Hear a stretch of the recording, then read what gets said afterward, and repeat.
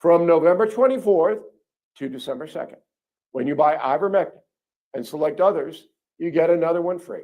Please go to allfamilypharmacy.com/bill, place your order online, licensed doctor reviews it, handles the prescription, ships right to your door.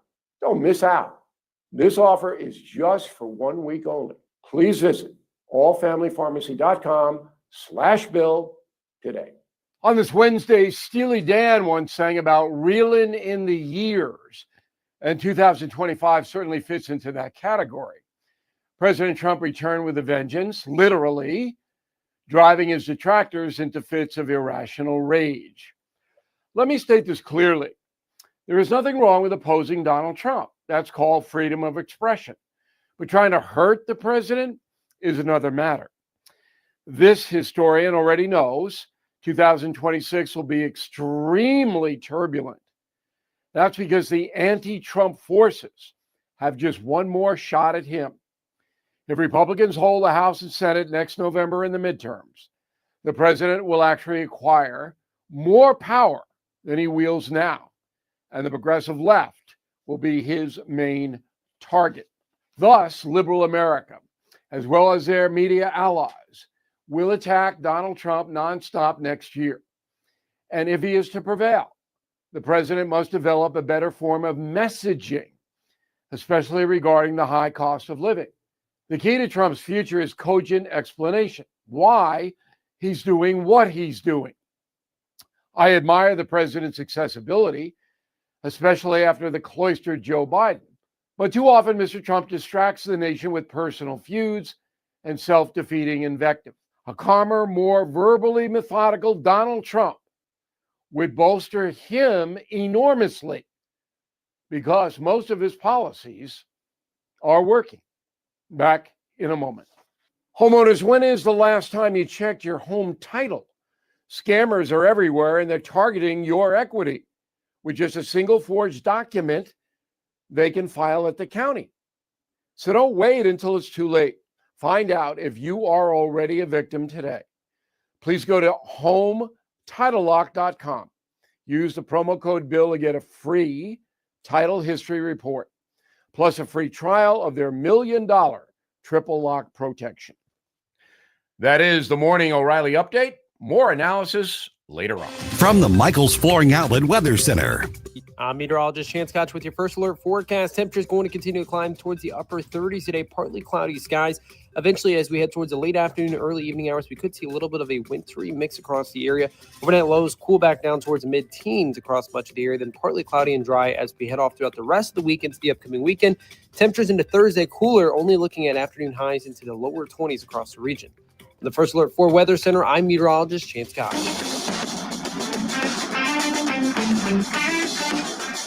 We know it's early. Mike's not totally awake yet either. This is Mike Ferguson in the morning on NewsTalkSTL. Okay, everybody's talking about those election results in Tennessee in that special election. So when you look at those results, you compare it to what happened in Virginia. What do you think? Well, it's interesting. We'll get into that here a little bit, just a little bit later on, because a lot of people want to read into it. So what do you think? Yeah, a lot of ground to cover here. All right. Good morning. Mike Ferguson here. Thanks for making News Talk STL part of the day. As always, appreciate that. We had a conversation yesterday with retired Lieutenant Colonel Tony Minetti. He was a B-2 stealth bomber. You may remember him from when he ran for U.S. Senate several years ago. Well, he's got some pretty blunt thoughts on the Democrats who made that video calling on military personnel to ignore what they called illegal orders. Of course, when they're challenged on what's an illegal order, they couldn't come up with an example.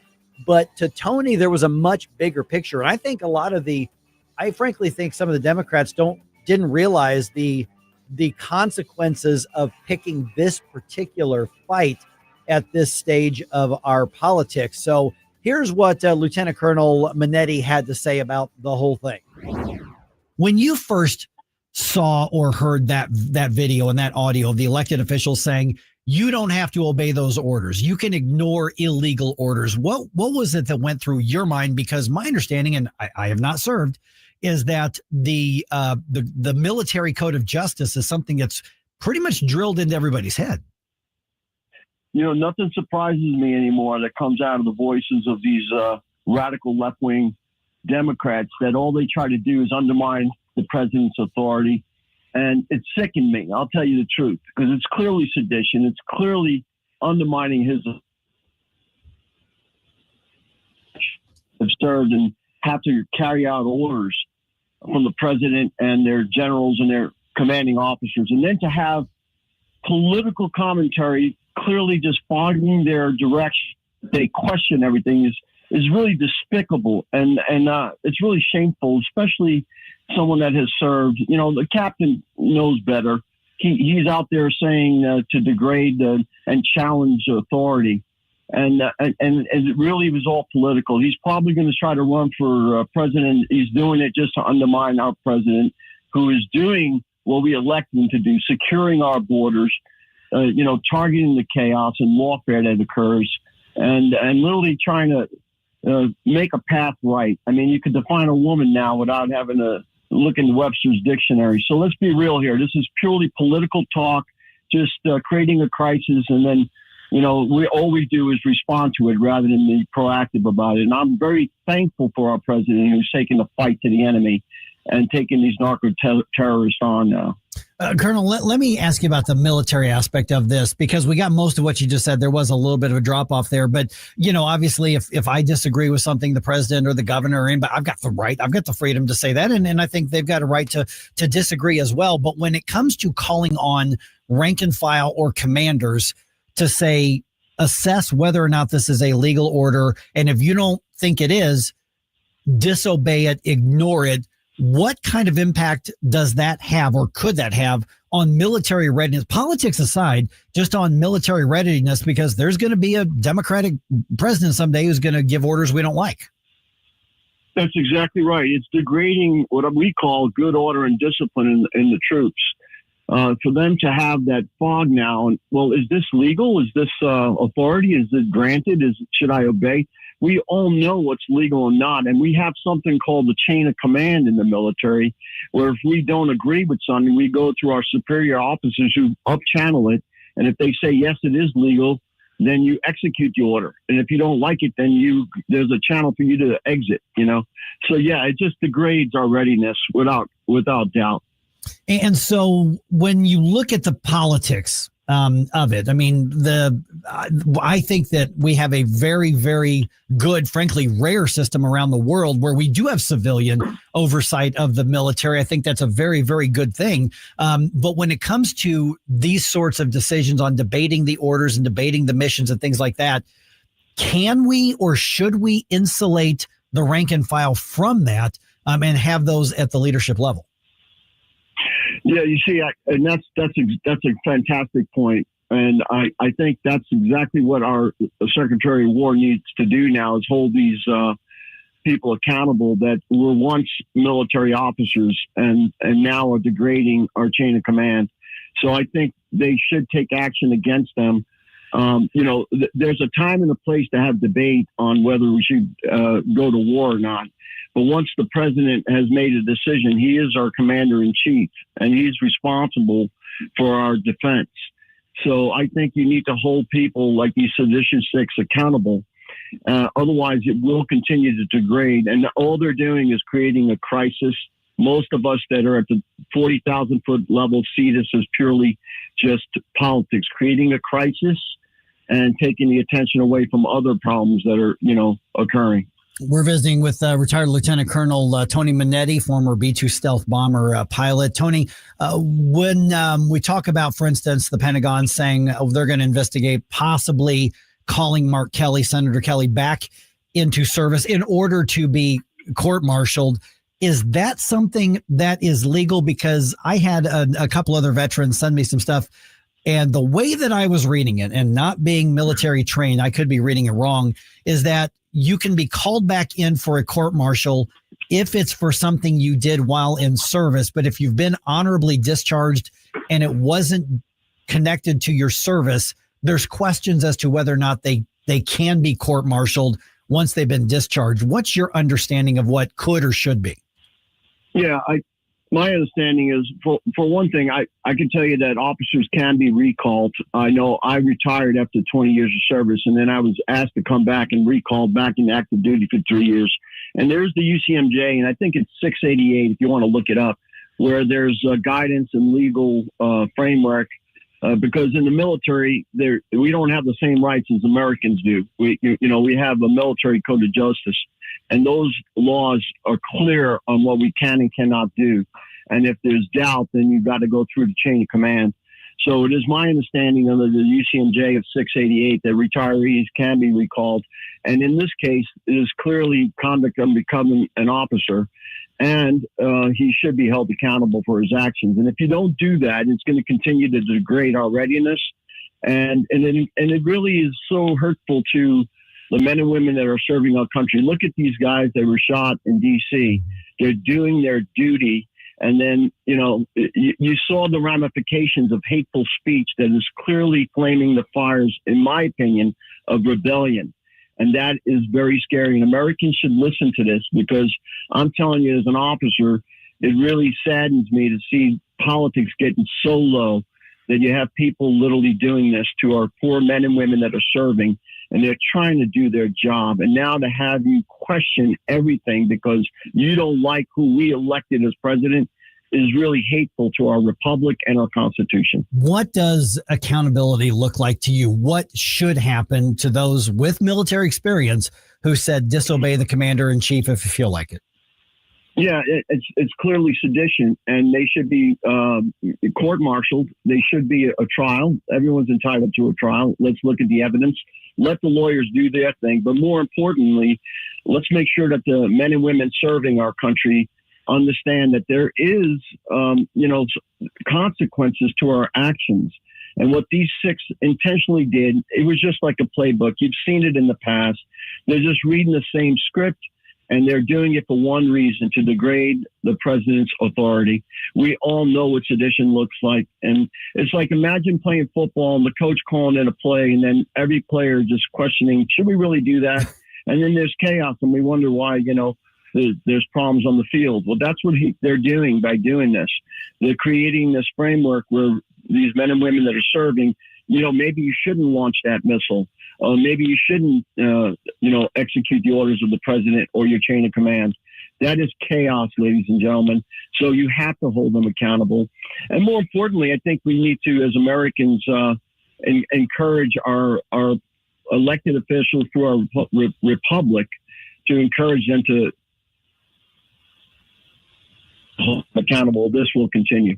All right, Lieutenant Colonel Tony Minetti, and of course, with over 20 years of experience, what's your take on how that video from the Democrats was received of those who are in service right now? And I understand you're retired now, but how do you think that was received by the culture that is the U.S. military right now?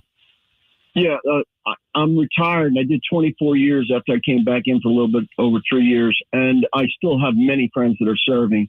And clearly, most of them that are serving, we get it. We know this is politics, but we also see that this is crossing the line. Okay, you're crossing the line because you're affecting the men and women that serve and have to execute the orders of the president. And to me, it's hateful, it's shameful, and it's sedition. Call it what it is, and then let's hold them accountable. Otherwise, chaos prevails. I call it target the chaos. And unfortunately, we have many senators and congressmen that just don't have what it takes to do what's right. And I'm not going to just go too sideways on you, Mike, but like when we had the government shutdown, they had an opportunity to bust this filibuster. It's not in the Constitution, but they didn't. They lost an opportunity. We need to have men and women that we elect that will do the will of the people. We the people. We are a republic. If we can keep it, like Benjamin Franklin said. So I would encourage you to just stay vocal, stay on your congressman and senator, and more importantly, try to give patriots a chance to lead. All right. The book is called The Stealth Way, written by retired Lieutenant Colonel Tony Minetti. Tony, great chat with you again. Thanks so much. My pleasure, Mike. God bless. All right. Once again, retired Lieutenant Colonel Tony Minetti there. That conversation is up on the News Talk STL podcast page. Just wherever you get your podcast, look for News Talk STL. You can also subscribe to Mike Ferguson in the morning. And that conversation, real easy to send to somebody else. Couple clicks on your phone, couple clips on your laptop, and you can text it or email it to anybody who you think might be interested in that. All right, 314-912-1019. Oh, don't forget, I always try to remember to kind of keep this front and center. We've got the food drive going on, and this is going to continue for a couple more weeks or so. But as things get busier and busier with the holidays, please make it a point to be involved in the News Talk STL St. Louis County GOP food drive to benefit the ministry of Feed My People right here in St. Louis. Details are at newstalkstl.com. And matter of fact, one of the drop-off bins is right here at the radio station just off of Westport. So we'd love to say hi. If you can drop something off, just come on in and say hi. We'd love to greet you. So newstalkstl.com.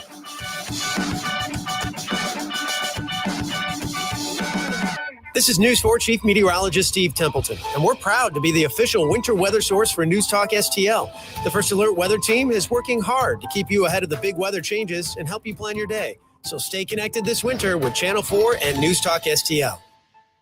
Now, the Free Market Minute, brought to you by the Hammond Institute for Free Enterprise at Lindenwood University. Hey, it's Mike Ferguson from The Morning Show, and I'm here with Dr. Grant Black. And Grant, does having more economic freedom make a difference in people's lives, such as maybe helping reduce poverty? It definitely makes a difference. Economic freedom is critical for fostering well-being and prosperity. It enables people to make their own choices and pursue their own interest, like choosing careers, starting businesses, and innovating to make the world better. It thrives in environments that empower people, promote competition, and protect property rights, all while being supported by limited and healthy government. Economic freedom is a catalyst for generating higher incomes, greater wealth, more opportunities, better access to education, and improved health at all levels of society. It makes a difference. The John W. Hammond Institute for Free Enterprise at Lindenwood University fosters and examines market-oriented approaches to economic and social issues. To learn more, visit hammondinstitute.org.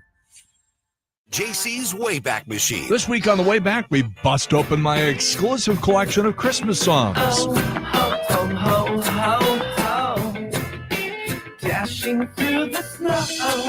Oh, ho, ho, ho. Also, we talk with the dude himself, actor Jeff Bridges, and lots of great songs from the 90s, 80s, and 70s. All brought to you by the Weber Automotive Group. It's JC's Wayback Machine. Every Saturday night, 6 to 9. News Talk STL. Why leave your company's story to chance? In today's digital world, video content isn't just an option. It's essential for your success. At Blue Ocean Media Group, we've spent decades crafting compelling visual stories for businesses just like yours. From concept to completion, our award-winning team transforms your vision into powerful video content that connects with your audience and drives results. Don't trust your brand to amateurs. Partner with Blue Ocean Media Group. Visit blueoceanmediagroup.com today, and let's bring your story to life. People ask all the time, who the heck is Low Cost Airlines? Well, we're not just one airline. When you're talking to us, you're talking to everyone. We are the discount supermarket for all airline tickets. Plus, we have all the airlines and always have the best prices. American, Delta, United, plus all the specialized international airlines and a lot more. And we make it easy. We guarantee you'll talk to a live human in 60 seconds. You can have the rate you need and have your trip booked in 5 minutes. Now, how cool is that? And remember, when you're talking to us, it's like talking to every single airline available with one fast phone call. All you need to do is call and find the best prices to fly wherever it is you want to go. So are you ready? Call Low Cost Airlines right now. 800-515-2397. 800-515-2397. 800-515-2397. That's 800-515-2397.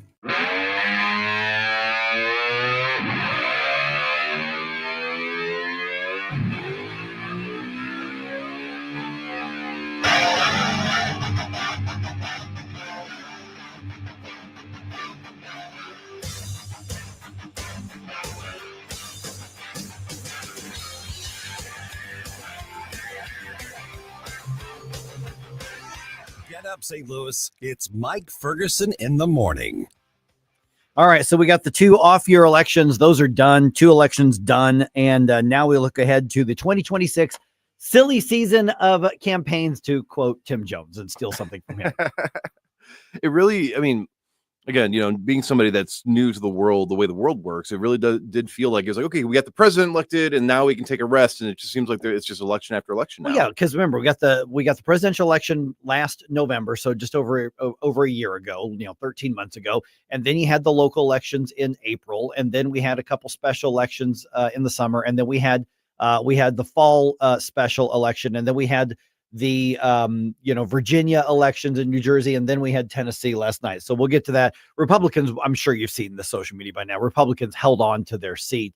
And I got some thoughts on, remember, I was questioning the polling in the media all around that. I guess it turns out there was a good reason to question it. It is 5:49 right now. Susie's going to be back in here in a few minutes. That's producer Jerome. My name's Mike. Congratulations to one Senator Nick Schroer. Woo! Yes, he and many other members of the Freedom Caucus are in Texas right now, and they are at the American Legislative Exchange Council conference that's up there. Nick was nominated for the Scalia Award for Restoring the Balance of Government, named after Supreme Court Justice Antonin Scalia, and he won. Yep. So he received that national award. Alec, of course, the left loves to demonize Alec, but Alec is actually, technically, it's a bipartisan organization. There are a few Democrats and there is mostly Republicans, but they are basically a free market sort of, basically they take policy best practices from around the country and they all exchange ideas. That is the legislative exchange. So they come in and say, hey, this worked here. You guys might want to think that. Hey, we need to do this. Anybody done that and had something to work? Yeah, we tried that. It sucks. Don't do it. That kind of thing. So there's actually a good place for it. But they had this national award. I mean, and there's a list of speakers with very big national names. And so Nick was given that award and he accepted the award in very Nick fashion. Oh, with a cowboy hat. And so he posted on his social media that he won that award. And of course, some of the trolls are already out wanting to spoil the fun, which I just word to the trolls. I can't say word to the wise, but word to the trolls. Nick feeds off of your nonsense and he enjoys, just kind of slapping back at you. So feel free to get out there and try to do your left-wing troll thing, but he's not losing any sleep over it, just so you know. Yeah, and it's usually cringy when people in politics try to get into the memes and they try to come up with something and you're looking at you like, okay, you're an elected politician. This is not your realm. When Nick does it, it is like chef's kiss. Like he understands the psychology behind it. He is fantastic at it. So give him all. I want to see how he's going to Photoshop and change it to make fun of you, because guess what? He won an award and you didn't. So nah. And Nick's got, of course, Stand and Fight here on News Talk STL and St. Charles Patriot Radio as well. He's got a couple shows for us on the weekend. And I'm sure he'll be talking about that, especially on Stand and Fight this weekend. But the American Legislative Exchange Council describes the Scalia Award as one of the prestigious awards presented by ALEC. It recognizes individuals and organizations that have made significant contributions to the preservation and restoration of the balance of power. So that's what it's for. And this is again, national award. And an award like this, I really do appreciate the fact it's bipartisan, that it can be applied to both. I don't think we're going to see, we're not going to see a whole lot of Democrats probably on that list for the years to come, which is a shame, because as much as I think a lot of Democratic voters are a little loony sometimes, it would be nice to see more people in government, regardless of affiliation, being recognized because you actually did something good. Right. And unfortunately, that's just not the reality we live in. Yeah. Okay. Speaking of loony Democrats, see, that's a segue. Oh, don't try this at home. I am a trained professional. All right. That Tennessee race, which again is a red area in a very red state of Tennessee. But as we were talking yesterday, Jerome, we were told by the pollsters that this was neck and neck, 2%, very close. The Democrats are anticipating an upset. They're going to flip this seat. And this woman that they nominated, Afton Bain, she nuts. She cray. Yes. I mean, she like would get elected in New York City. She would get elected in Berkeley. I mean, one of those types. She's running in Tennessee, and media and pollsters kept telling us this was a neck and neck race. Trump won this particular district by over 20 points. That's how deep red this area is. Now, the winner was the Republican Matt Van Epps. It was not anywhere near what Trump carried, but he still won basically 45% to 54%. It was basically a 9% spread. This was not a close race. Yeah, it was not necessarily a major landslide, but it was far enough ahead of they really sent that message home. And speaking of, she is kind of nutty. I looked into her a little bit because at this point I've learned when it comes to you and it comes to Chris Arps. No, you cannot fix her, Jerome. I'm saying I can fix her, Mike. You cannot fix her. But I've learned with you and Chris Arps not to question when you say something. I'm like, you're probably more than likely correct. So I looked into it. And who's the bigger fool though? The fool who says I hate Nashville. Or Nashville for turning blue and voting for her anyways. I know that's what's so funny. So I obviously not surprised at how this turned out because I mentioned yesterday, I said, I have been saying for years, I think the state of political polling in this country is garbage. Mm-hmm. It's been that way for years. It is more push polling and activism than it is actual polling to try to get the pulse of what people are saying. So at this point, when it comes to candidates and campaigns, I would essentially ignore the polling and the consultants at this point. I actually have a funny story about polling. This was closer to the election, but I was wearing my NewsTalkSTL hat, which if people haven't seen it on stream, it's red. Yep. And somebody came up to me outside the library I was leaving and said, hey, can I talk to you a little bit about this poll? I want to get some information. We're with this group. And I was more interested in learning about what kinds of people do this. Some person from the parking lot saw that, thought it was a MAGA hat, came running over and saying, let me tell you about these Trump people. And was going off and wanted their opinion. So I have seen it in real time where the people that are the ones going out of their way to answer a lot of these polls are very much further left because they want to be heard. They want to fight the establishment. And I didn't even answer any of the poll questions. I was like, why are you out here? Yeah. And, it's kind of funny. And usually, because I've only gotten called a couple of times on surveys. And once, because they'll typically ask you what you do for a living. Mm-hmm. And this is one of the fields that disqualifies you from being in the poll. So I work in, news media. And even though I'm not a news reporter or a journalist, but typically they're like, oh, well, they just consider you part of one of the activist groups, I guess. But you call me, ask me for my information. You're not getting nothing. I'm going to either make up, I'm going to ruin whatever data you were going to get from me, or I'm just going to say, no, thank you. And hang on. See, and I think there are some people who do that, who just do like to mess with it. But I think the bottom line is, I think a lot of these polls, they start with their conclusion. They knew that this was not going to be a winnable race for the Democrats. But boy, if they could get it close, because really what they wanted was that neck and neck finish to say, Trump won that by 20 points or 20 whatever points. And look how close the Democrats run. Shows you there's a blue wave coming in 2026. Look what happened in Virginia. And so now you've got dueling outcomes.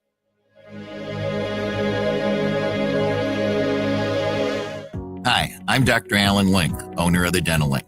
You've heard ads about teeth in a day, but did you know that you'll be chewing on plastic, acrylic teeth? Here at the Dental Link, we can give you porcelain crown and bridge teeth utilizing mini dental implants that function much more like real teeth at about half the cost. Plus, mini dental implants are less invasive, less painful, and your recovery time is much shorter. Give us a call at 314-794-6464 or simply visit us today at thedentallink.com.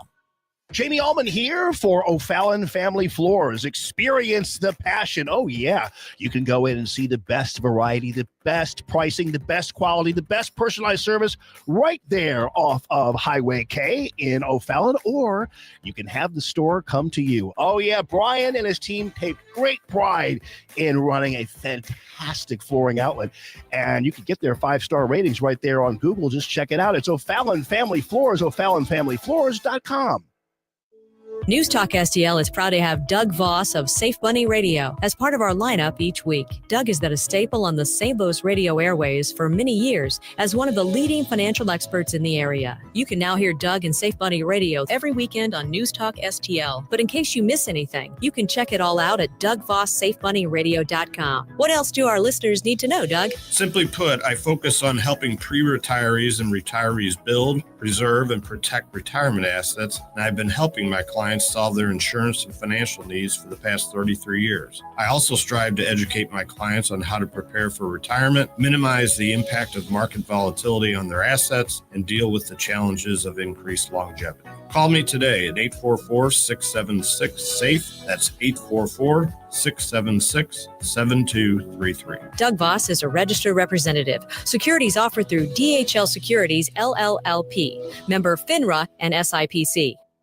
If you turned 65 recently like me, it's important you find a Medicare Advantage plan that gives you the coverage you're looking for. But finding one can be difficult. The best thing I did, and I suggest you do the same, is call a licensed insurance agent and let them walk you through your Medicare Advantage plan options.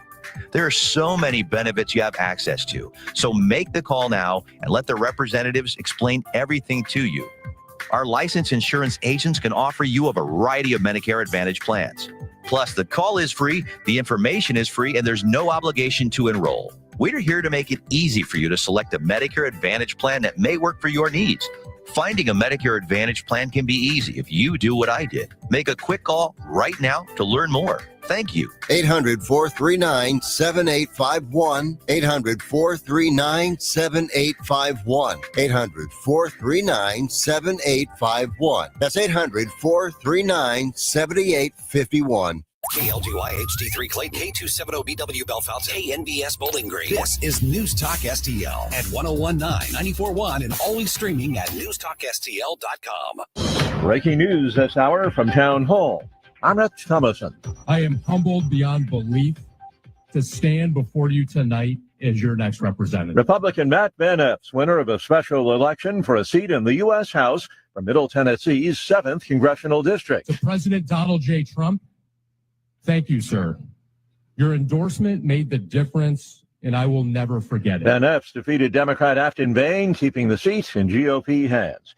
Defense Secretary Hegseth is defending a follow-up military strike on a suspected drug-running boat off the coast of Venezuela. During a cabinet meeting with President Trump, Hegseth said that he did not see survivors in the water after the initial strike was conducted in early September. The thing was on fire. It was exploded in fire or smoke. You can't see anything. You got digital. This is called the fog of war. Hegseth said he was not in the room when the second strike was launched, but he staunchly defended Navy Vice Admiral Frank Mitch Bradley's decision-making. Admiral Bradley made the correct decision to ultimately sink the boat and eliminate the threat. Lawmakers have announced congressional reviews of the U.S. military strikes. Greg Clugston, Washington. While describing the U.S.-Russia talks as constructive, a top Kremlin aide says there have been no breakthroughs toward ending the war in Ukraine.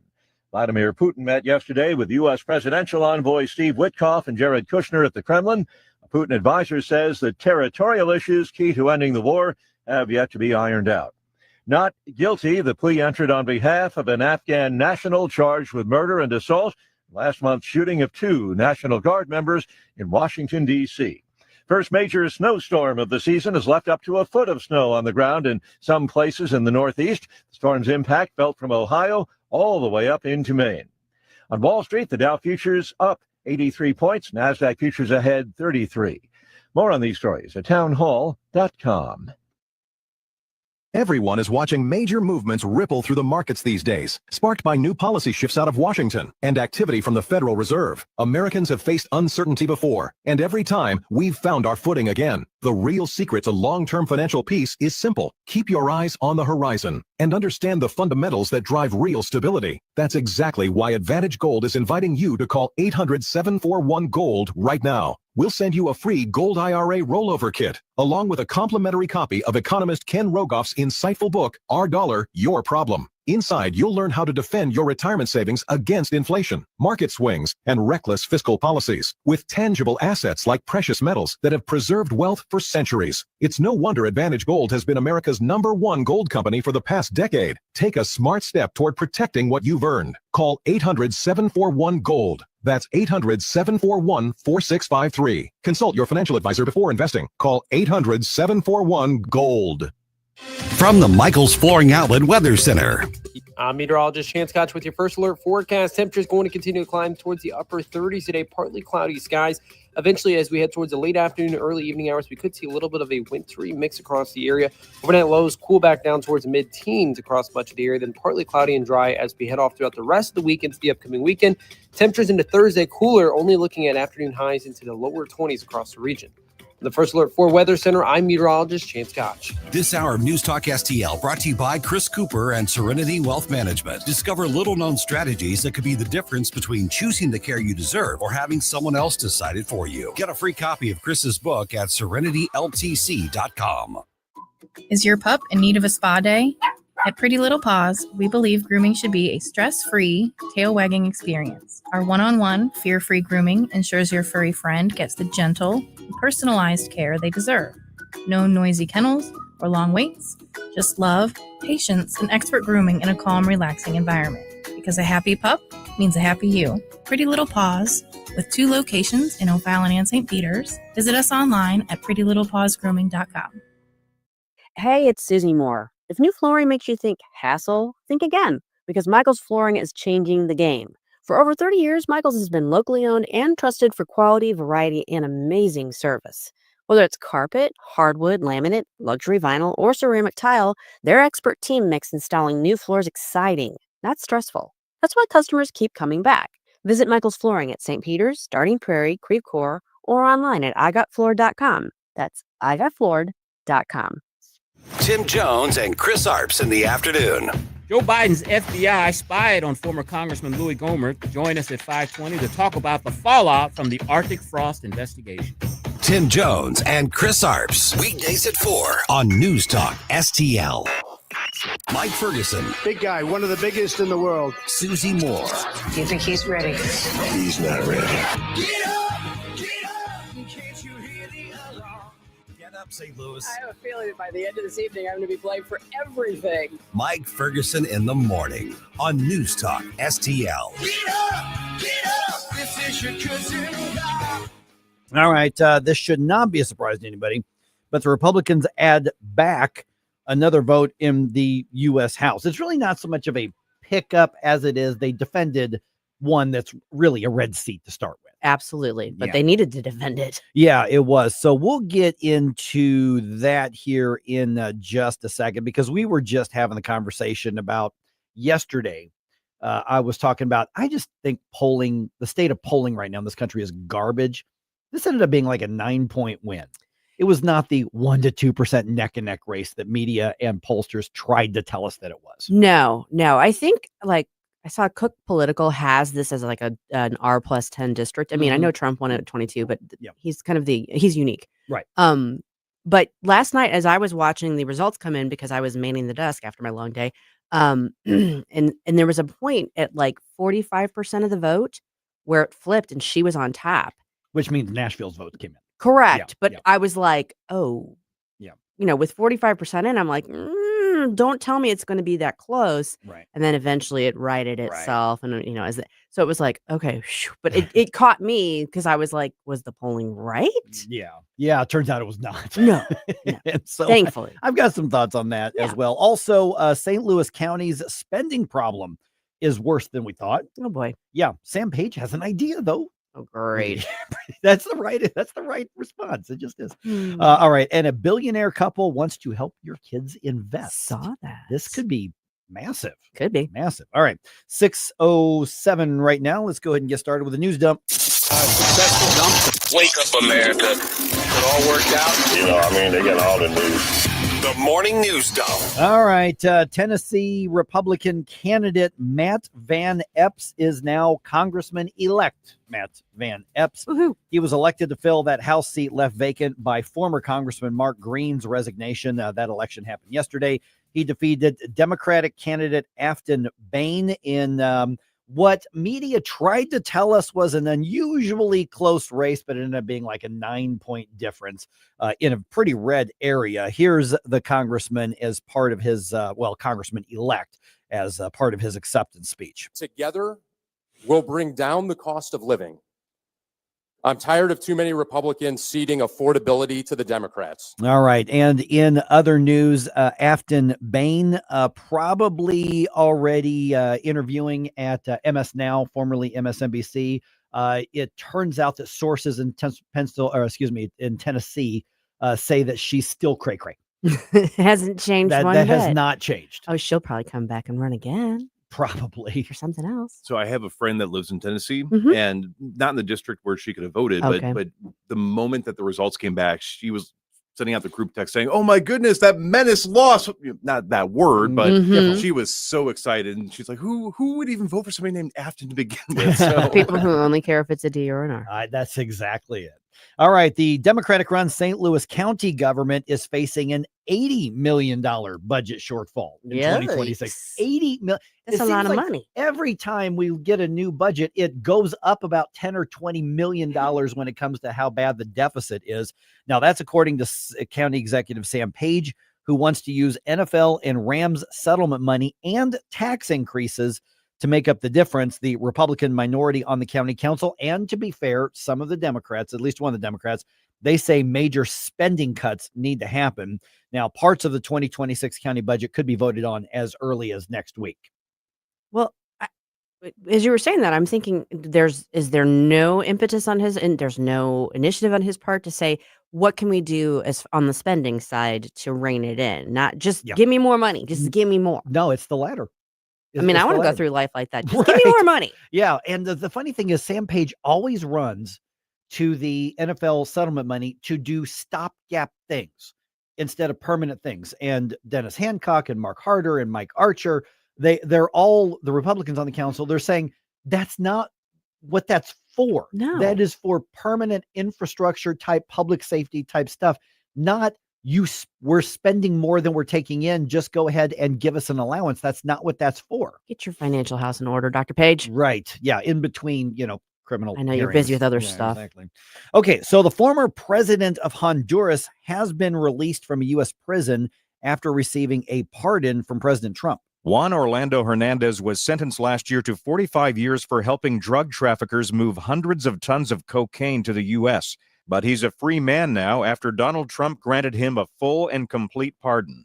The president said he took the action because he believed the former Honduran president was set up. His pardon of a convicted drug trafficker comes at the same time as the Trump administration is taking military action against drug runners in the Caribbean. Greg Clugston, Washington. All right. And speaking of those military strikes in the ocean, Senator Eric Schmidt was on the Ingram angle last night, talking about basically more and more people, including some on the right, who are now questioning, saying, wait a minute, is this the right approach? Is this even legal? And at least asking the questions. Pete Hegseth is doing a good job. These narco terrorists are poisoning 100,000 Americans every year. There was nothing wrong here. They're clearly justified in the action. What's really happening here, though, is the Democrats never wanted Pete Hegseth in the first place. Yeah. So basically, let's rename criminal suspects narco terrorist, and then we've got a whole different platform to discuss the issue. Well, I think it's a legitimate debate to have. Yeah. But I do think that it's being twisted by the Democrats and the left, and I don't agree with what they're doing. Yeah. But is there a fair question to say, well, we don't have war declared. These are suspected drug runners, alleged. So do we just say, just kill them? And then in this case right now, there was a second strike because the boat was disabled. It was in the process of sinking, and we hit them again, apparently because there were a couple guys floundering in the water. That's debated whether Right. that was the reason. Yeah. And that I mean, I think it's fair to look into it, and I think it's fair to have that conversation. I don't think it's fair to do what the Democrats are trying to do with it, Which is twist it into war crimes. Yeah. Okay. Well, let's have a debate and a discussion about what the extent of the executive and the military Right. power is. Is this appropriate? I'm fair. I'm totally fine with that, but that's not what they're doing. Yeah, I would just love an honest discussion because there are fair questions on this. There are. Yeah. Absolutely.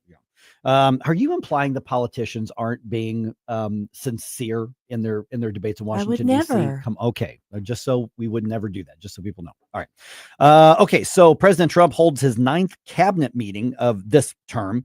And he was speaking to reporters at the White House, and he talked about the work on health care that he and the congressional Republicans are working on. And that's, of course, as the subsidies for Obamacare are set to expire this month. The money goes to the insurance company. I want the money to go to the people.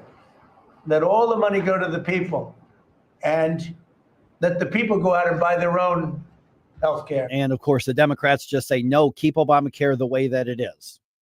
People can't be expected to handle their own money, their own financial affairs, and make those sorts of important healthcare decisions for themselves. We've got to do it for them. You know, I keep getting these pitches for interviews by some pro-Obamacare groups, and they're saying, you know, we've got to extend these subsidies because, you know, a family making this is paying this much for health insurance, but if these expire, then they're going to pay this much, you know, premium B, shall we say? And I'm thinking, well, that means premium B is the actual cost. Right. And it has been the whole time. Right. So I'm reading that going, you're just taxing me to keep them from paying more money. Correct. Yeah. Yeah. Yeah. That's how it works. Jeez, basic economics escapes so many people here. All right. Billionaire CEO of Dell Technologies, Michael Dell, and his wife, Susan. Yep. They founded the Michael and Susan Dell Foundation, creatively named foundation there. They announced on social media that they have committed to fund investment accounts for millions of American children. We're making a $6.25 billion investment in America's kids through our charitable funds. Next year, every American child will be able to get an investment account powered by Invest America. Okay, so this announcement, the program is designed to work with the federal program that allows parents to open a tax-advantaged investment account for any child under 18 who has a social security number. Okay. So basically, you're here legally. Citizens born from the beginning of 2025 through 2028 may get a federal grant of $1,000, which again, that's debatable as to what the role of government is on that. But having said that, the Dells have committed to seed those accounts with $250 for each child who is 10 years or younger and born before January 1st, 2025. That's not nothing. No, it's not. I kind of like it. It's an outside the box kind of idea. It is. It's the private philanthropy. Love that aspect of it. The government funding the purchase of stocks and bonds and security. That's a whole thing that we should be discussing. We should. But it's also, to me, it's about, like, you know, give a man a fish, teach a man to fish. So you're, you know, helping people start this process, but they're going to be the ones that are going to be adding into it if they want to help it grow and thrive. If they're smart. Yeah. Yeah. But I like the idea. All right. The St. Louis County Animal Shelter in Olivet is waiving adoption fees today. Oh, yes. While the overcrowding is not as bad as it was before, there is still a need to find foster and permanent homes for the critters. All animals up for adoption have been spayed or neutered. They are up to date on the vaccinations. They are microchipped, and the animal shelter is open until 7 p.m. Today's the day. All at once depart, no destination, making cold my heart to fight your war. Stop it right now. I think you all know that I've always felt the 9 most terrifying words in the English language are, I'm from the government and I'm here to help.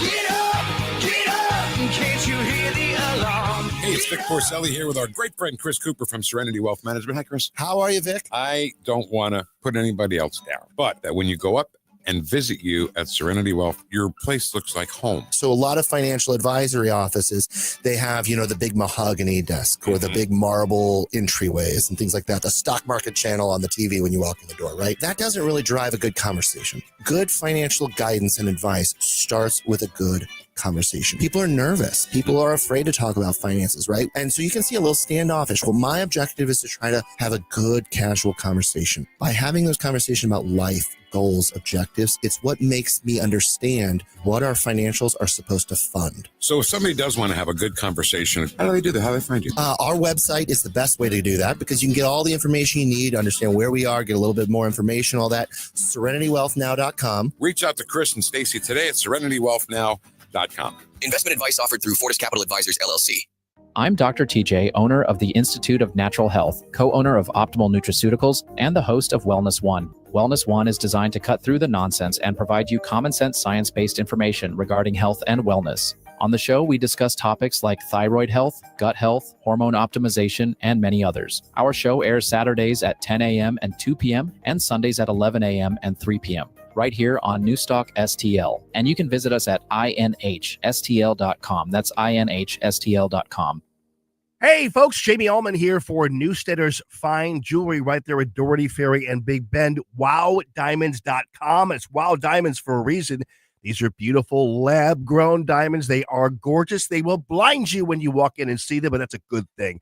Great engagement sets, wedding sets, all these beautiful God-created gems, sapphires, rubies, you name it, garnets, and also all the gold you need, and the famous bull of a watch, WowDiamonds.com. This hour of Mike Ferguson in the Morning is brought to you by Stifel. Request a portfolio review from your Stifel financial advisor at stifel.com. That's STIFEL.com.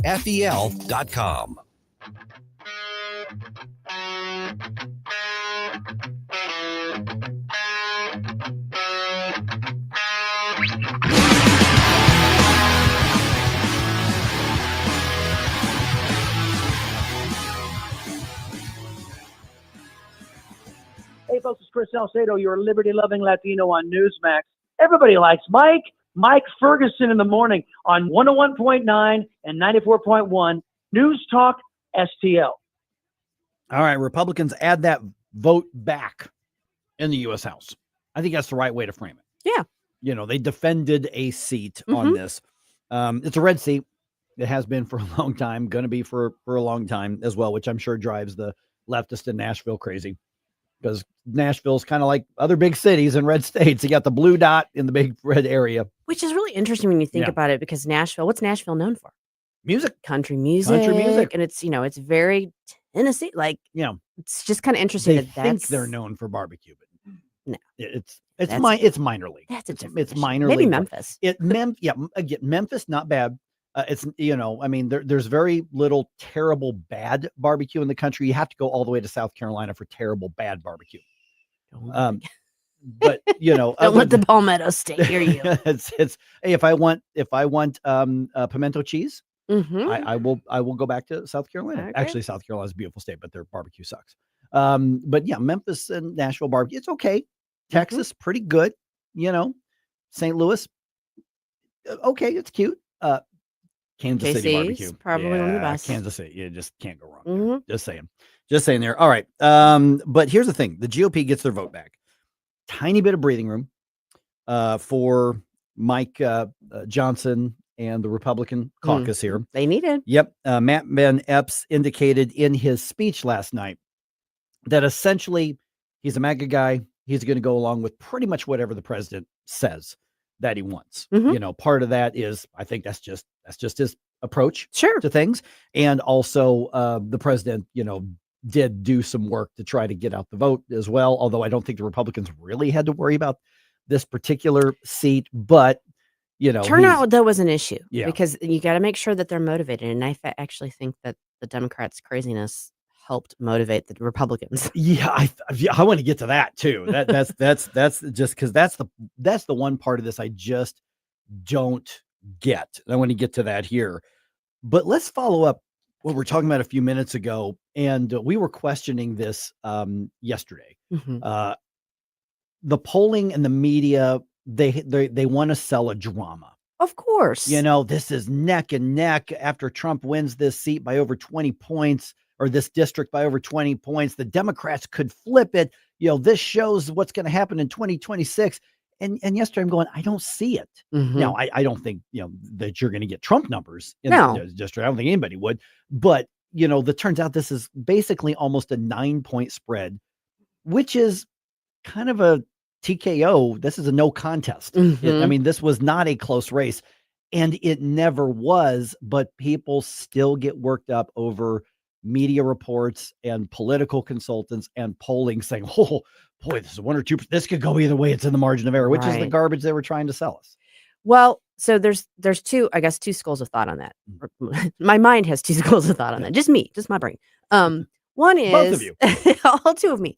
One of them is the sort of wish casting, like from the left, trying to say, this is really more competitive than it is, and Donald Trump's losing his grip on power and that sort of thing. And the other is from the right, trying to kind of put the fear of God into the electorate and make sure that they get out and vote. So you don't have an upset and you don't have a situation where you've got a very motivated Democrat voter base because they can't stand Donald Trump, and the idea of flipping a seat and giving him one less seat in Congress, supporting him, is just so tasty to them. You don't want to let that motivation overwhelm your sort of like, it's the middle, it's December, I got Christmas shopping to do, it's red, he's going to be fine, because that can happen. Yeah, and that's, I think, and by the way, I love the word wish casting. That's an awesome word. I think we're trademarking it for the station and the show. That's exactly what it was, because if you can convince people that it is about neck and neck, it is an incentive and motivation, right? That goes on. The reality is different, but the Democrats basically are Jim Carrey going, so you're saying there's a chance. Exactly. Is essentially what that was. But, if reality were presented, then is there a lower voter turnout? Yeah, but the results are still going to be 10%. It's a motivator either way. It's a motivator to give Democrats hope that they maybe have it, and a reason to get out and vote because they could do it. And it's a motivator to get Republicans out because, oh my gosh, they could do it if we're not careful. Right. And then it's like, it's clicks, it's eyeballs, it's attention, it's media drama. It is clicks. It is digital dollars for media. And that's what it is. It is click. Be interesting to see which polling outfits were the closest on this and which ones were way off. Right. Because that should tell you a little bit about either their methodology or their motivations. I think it's, I mean, if it's methodology, it just shows that they either have not figured out how to keep up with the changing electorate, or I think it's motivation. I think they're starting with, here's what we think, or this is what we want. Let's figure out a way to make the numbers fit. And that's why I don't buy into any candidate or political polling at this point. Now, there's the internal polling that's never released to the public, and occasionally I'm given access to that just because of some of the folks we work with. That's a whole different thing. It is, because the motivation is we need to know where things actually are. And then there's the public polling, which I think is designed to influence. Yes. At least as much, if not more so, than to reflect. Was Ann Seltzer involved in this in any way? Just wondering. Where is Ann these days? Yeah, retired? Laying low. In shame? Trying not to get sued. Okay, so let's go to what you were just talking about a second ago. Tennessee's a red state. I don't think I had a number of relatives who live there. I think they moved down to the Georgia side now, but Tennessee is a conservative area. Even, Nashville and Memphis are blue areas, but overall, it's like Missouri. Tennessee is a red state. It is, and this is a red district. So why do the Democrats keep running lunatics? I mean, who thought, I know what's going to give us a fighting chance? Let's give us Midwestern Kamala. And somebody who has been on record of saying the biggest area of the state or this district, I really hate them. Go ahead. Well, I was going to say, because that's probably the most surprising thing. Not that the polls were wrong, because we know, everybody should know better than that now. But when you look at the actual way that the maps went, the area that she said she hated, they voted for her. They actually voted for her. And it doesn't make sense. If you tell me, hey, I hate people that live in St. Louis County, then guess what? You just lost my vote. That's the old hard to get thing. Like you want to win someone over. If they don't like you, you try to. Is this prom queen mentality? Maybe. I don't know much about like what the options were for the Democrats. Did they have other viable candidates that they passed over? Maybe because, she's attractive, young. And I know they feel like the kind of progressive wing has been picking up steam. You've had the wins like Mamdani and things like that. So were they snowed by that and they just overlooked the fact that she just really wasn't gonna? I don't know, but Democrats don't hold a monopoly on failing to vet their candidates properly. Very fair. We've been burned by that before. We've had candidates that you're like, whoa. We had a few lunatics. We got a couple, I would say, are bordering on that in the Missouri legislature. It happens. It does happen. And maybe it's just one of those things. But you think for a congressional seat, it's high profile enough that you're going to have quality candidates to sift through. Right. And the fact that they went with this one shows that they didn't vet her very carefully. Is, to my knowledge, this is one of her first races. I mean, But she I know hasn't been in she the ran for something before and But- lost. I don't remember what it was. Yeah. I think she might have been a state rep or something. Oh, was like she? that, Okay. yeah. Or Shows how much state. I've read. Yeah, but this is somebody like her wins in Berkeley, wins in New York City, maybe wins in Northern Virginia. This is flyover country. Right. I mean, is this mean that the Democrat, because it used to be like, for instance, people around Missouri, excuse me, more accurately, Missouri. We're getting you choked up, aren't we? Yeah, exactly. They would talk about, well, I'm a Democrat, but I'm a Truman Democrat. Yes. You know, or at one point there were a few people who said, well, I'm a Carnahan Democrat. You know, basically I'm a Democrat, but I'm not a crazy leftist. An Ike Skelton Democrat. And a Skelton Democrat, definitely an Ike Skelton Democrat. I Yeah. love Ike. And so that's the type of Democrat that held on in red states for a long time. And so have the Democrats in even flyover country decided that we are going all in on the extremism and there's no in between, and there are no more Ike Skeltons. There are no more Mel Carnahans, although Mel Carnahan was farther to the left than Ike Skelton was, but you know, no more Trumans, no more Kennedys, it's AOCs, you know. Yeah. I mean, even in the middle of the country. If they are, it's a miscalculation. Oh yeah. Because if you do want to pick up, you know, a kind of a surprise upset, you're going to have to run with somebody who isn't so far to the extreme that people are going to be turned off, and that you're going to have like the ads write themselves when you've got her quoted saying some of the things that she said. Oh yeah, it's on audio. Yeah. I had it just showed up in my social media this morning. I'm like, yep, she said it. Yep. They're not taking it out of context. And she said, I hate country music. That's very bold. She wanted to bold represent strategy, Cotton. Let's see how that worked out for you. She wanted to represent Nashville, and she's like, I hate country music. Listen, I'm not a country music fan myself. I like the old school stuff back from the day, but I'm not going into Nashville and saying your country music sucks. I feel like running here in St. Louis and saying I hate the Cardinals and the Blues. Right, exactly. Well, okay, you might be in the wrong spot. Good luck with that. That arch is an eyesore. Yeah, Please right? vote for me. Right.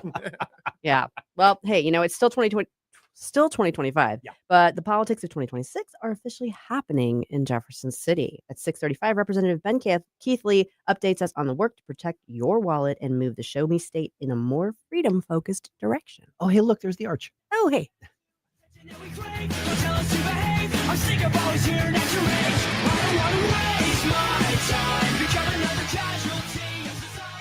Mike Ferguson in the morning The Republicans aren't perfect, but the other side's crazy. on Newstalk STL.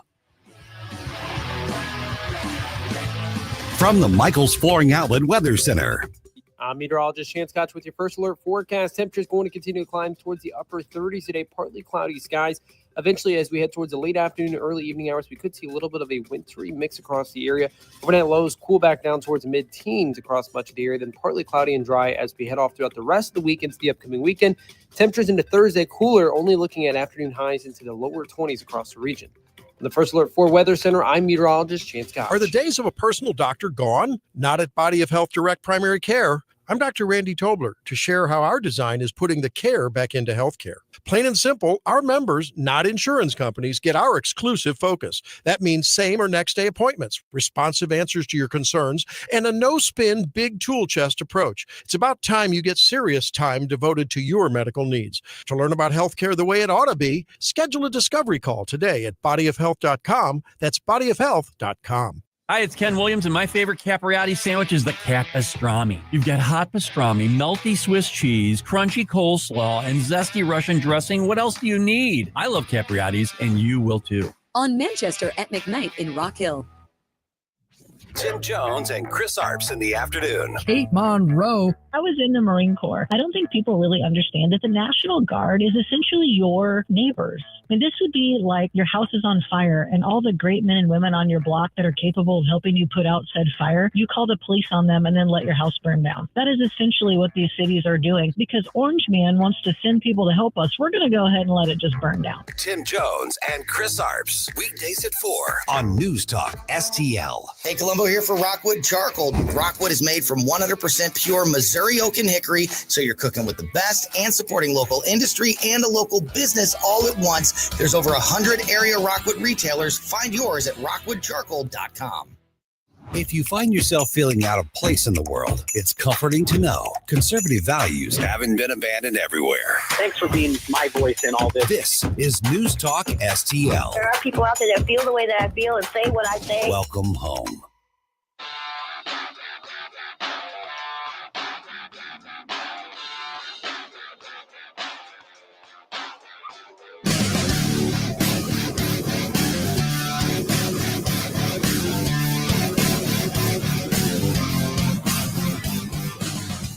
Hey guys, Billy Crow here from Jeffco Patriot Radio. Hope you had enough time to freshen up your coffee, because now we're back with Mike Ferguson in the morning.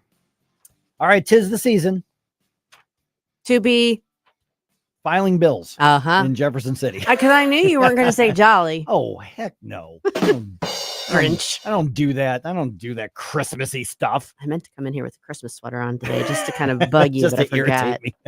It's too early for Christmas stuff. It's December. I don't care. Bah humbug. Y'all see what I have to work with here?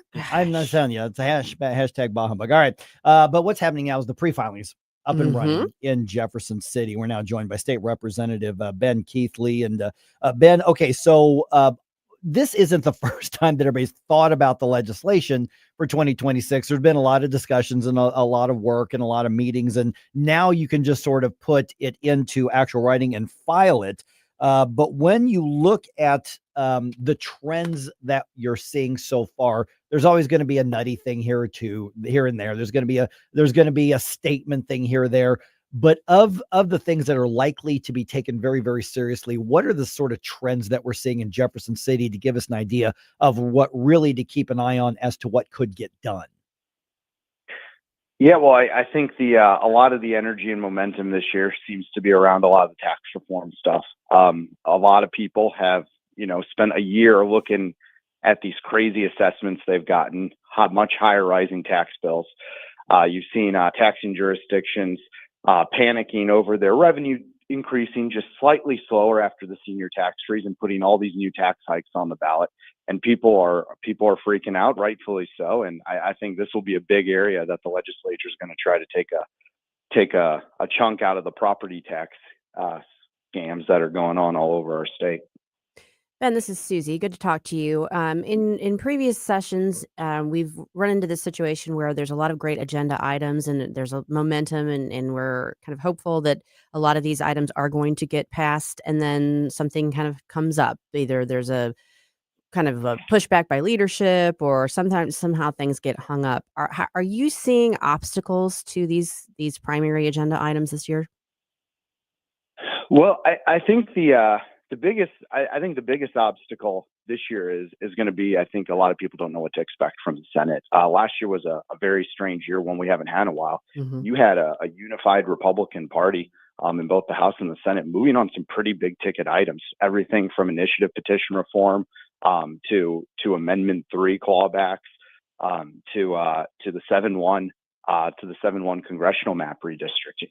A lot of big things, including, IP reform, which was thought, something Republicans just could not get it together to cooperate to get something across the line. We accomplished that stuff last year. And a lot of it was done with Republicans finally, standing up to the super minority Democrats in the Senate. But will that, how is that body going to function this year? Yeah. So, I mean, it seems to me that in the Republican caucus, not just the Freedom Caucus and the more hardcore conservatives, but the caucus overall, it seems like the debate isn't should we reform and cut taxes, it's how are we going to do it. I love that that's where we are in the debate. And kind of to echo what Susie was just saying a second ago, is the how going to possibly get in the way of actually successfully moving something to the finish line? Because we've had it with the taxes. I mean, it just, something's got to give at this point. And I would say this on income tax, and that's why I think last year was a really telling, first step on where the caucus was headed on conservative priorities, but especially on income tax. You had you had I think it was 9, 10, 11, mostly senators filing income tax, zero income tax bills, and they were all word for word the exact bill. I've never seen an issue like that everyone was, and an issue that is honestly quite complicated in terms of, how you're going to get there, how you're going to go over time, what pace you're going to move at, how are you going to replace any of the revenue to the extent you want to. But everyone was kind of unified on that. I think what makes a big difference too, and now we're getting the boost from, you have a governor who is just completely focused on this issue, and it's a lot easier to kind of keep keep everyone in the barrel headed the same direction when you have that kind of leadership from a governor who's focused on that one issue. Ben, I feel like this might become a topic of conversation that wasn't necessarily anticipated, but we saw a perfect example on Monday of one of our state agencies failing to meet the moment. MoDOT, I think, is rightly being raked over the coals for its failure to anticipate and prepare for the snowstorm that we got on Monday. And, You mean obviously, the one that was in the forecast for okay. yeah, Yeah. the one that I was looking at my phone app and going, oh, the snow's coming in now. Yeah. So I don't know what, from a legislative perspective, obviously there's oversight, but if there's any movement or if you see any impetus for perhaps stronger oversight or reimagining how that agency operates. Well, we've had to, and I think there have been some of us for a while who've been saying there's a big problem here. We have a rogue state agency that has been entitled by the courts and the Constitution to their own funds, where they don't have to go to the legislature for appropriations. What that means is your elected officials in Jeff City, they don't know what's happening. They don't know where the money's being spent. And, a prime example was last year. This resulted in a $52 million wasted project on these curb bump outs in West County on Long Road and Clarkson Road. We got those pulled out by filing legislation, but it's difficult because there's no direct mechanism of control for the legislature. The House and Senate are supposed to have the power of the purse. We're supposed to be funding state agencies, and that's good. That's because we're the representatives of the people. We're the ones ultimately who have to face the accountability to the voters for our decisions. But unelected bureaucrats like those in MoDOT don't have to. And I think, after decades of that system bearing out like that, Missourians are starting to see the problems of what happens when you have unaccountable people making decisions on their own. I had an hour and a half to think about that on 270 the other day. It's quality time. Good God. I had 3 hours coming back from Jeff City on the snow. On Monday. Yeah. So now you mentioned that the courts and the state constitution have decided that. So is this a matter of there needs to be legislative changes? Because it probably surprised a lot of people, Ben, to hear that the legislature itself, which has oversight of every other department in the state, doesn't have that sort of oversight with MoDOT, because there's a lot of people wondering, why are the same people in charge who keep failing over and over and over? This isn't the first time this has happened with MoDOT in St. Louis. Well, I think overall, we do need to exercise better oversight over all the departments. And I filed legislation, or will be filing legislation with the REINS Act to make sure we do that. But with MoDOT, there's the added component of the funding mechanism, the appropriations process. They have independent appropriations. They have money. They have revenue streams that go directly into them, and so it becomes very difficult to control what's being done. Those systems have to be changed. We need to make sure we're getting back to a place and changing the rules, changing the laws to make sure that the legislature, like it does everywhere else, the legislature is appropriating the money that goes into MoDOT, and we're saying what projects need to be done and where MoDOT should be focusing. We've talked about initiative petition reform, but one of the things that's kind of become a hot topic too is the referendums and the people that are out soliciting signatures for these petitions, a lot of whom apparently are not from the area, not from the state even necessarily. What can from the legislative perspective, what all can you do to sort of tackle and push back against perhaps out of state influence on these petitions situations? And right now, does exactly what Susie's describing, is it legal for somebody to come gather petitions in Missouri if they are not a resident or voter in Missouri? It is. And this is exactly what, a lot of us have meant when we said the problem with the initiative petition reform process, or the initiative petition process, as we see here today, is our Constitution is for sale. With enough money, you can get anything you want on the ballot. It doesn't get vetted by a lawyer. It doesn't automatically get vetted by a court unless you challenge it.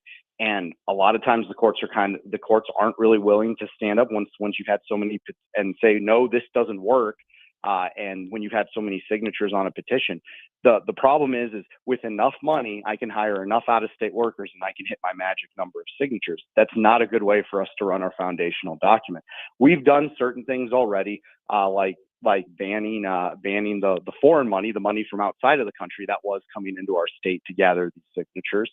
We've tried to work on some other things like the information that's gathered that makes it easier for these signatures that end up on these petitions to actually be gathered. But ultimately, the thing that needs to happen, and the thing that's going to the ballot next year, is we just have to increase the threshold for amending our Constitution. It is not fair to the people of Missouri to give them 50-word ballot summaries that are standing in front of 30 and 40-page constitutional amendments and act like we're informing the voters of what we're actually doing to the Constitution. It's totally inadequate.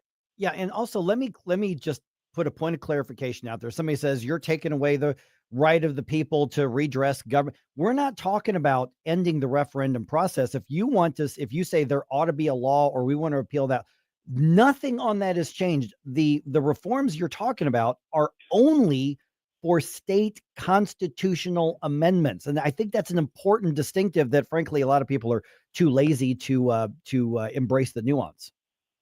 Mm-hmm. I think that's right. There's still an initiative petition process.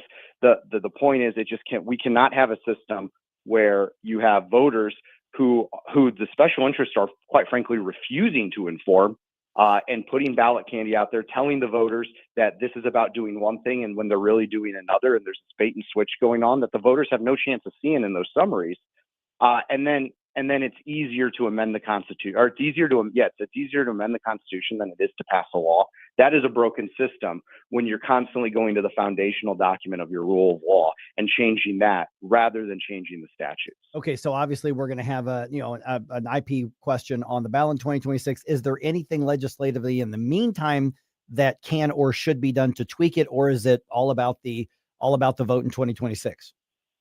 I think the big things we need to continue working is that signature gathering process. These don't require constitutional amendments. These are statutory fixes on the procedure behind how people can gather signatures, what those signatures look like, and also what the system looks like that vets the language. It's difficult to vet the language because the way the Constitution works is once signatures go on to a petition, there's some minor changing that goes on, but the overall principles and ideas have to go into that, whether they're in the ballot summary or not. And what we need to do is strengthen the oversight process on that too. I think people, when they show up to vote and they see stuff on the ballot, I think there's an assumption that this stuff has been well vetted. It made it to the ballot. This must have gone through however many attorneys and judges. That's simply not the case. With enough money, I can put whatever I want on the ballot. I can say Mickey Mouse needs to be the ruler of Missouri, and I can change the ballot summary language, and I can get signatures by telling people something else. Be careful what you're signing out there. They're almost never being honest with you about what's actually in there. And to be fair, Mickey Mouse would be a better leader for St. Louis County in particular than what we have. Absolutely. I'd get on board with that. Right. Exactly. Yeah. All right. State Representative Ben Keathley. Hey, appreciate the update. I know that the busy work is already underway, but the crazy stuff gets started in 3.5 weeks or so. Yep. Thank you. I appreciate being here. Thanks, Ben. And Susie and I will be there on opening day of the legislative session on January 7th. We will be doing the program from the Capitol that day. Yeah, and I'll be all alone by my lonesome in the office. The ship. Or maybe I will have a four-legged friend with me. So we'll tell you how you can find your family's next four-legged friend without paying the adoption fee. That's coming up in the news dump at 6:50.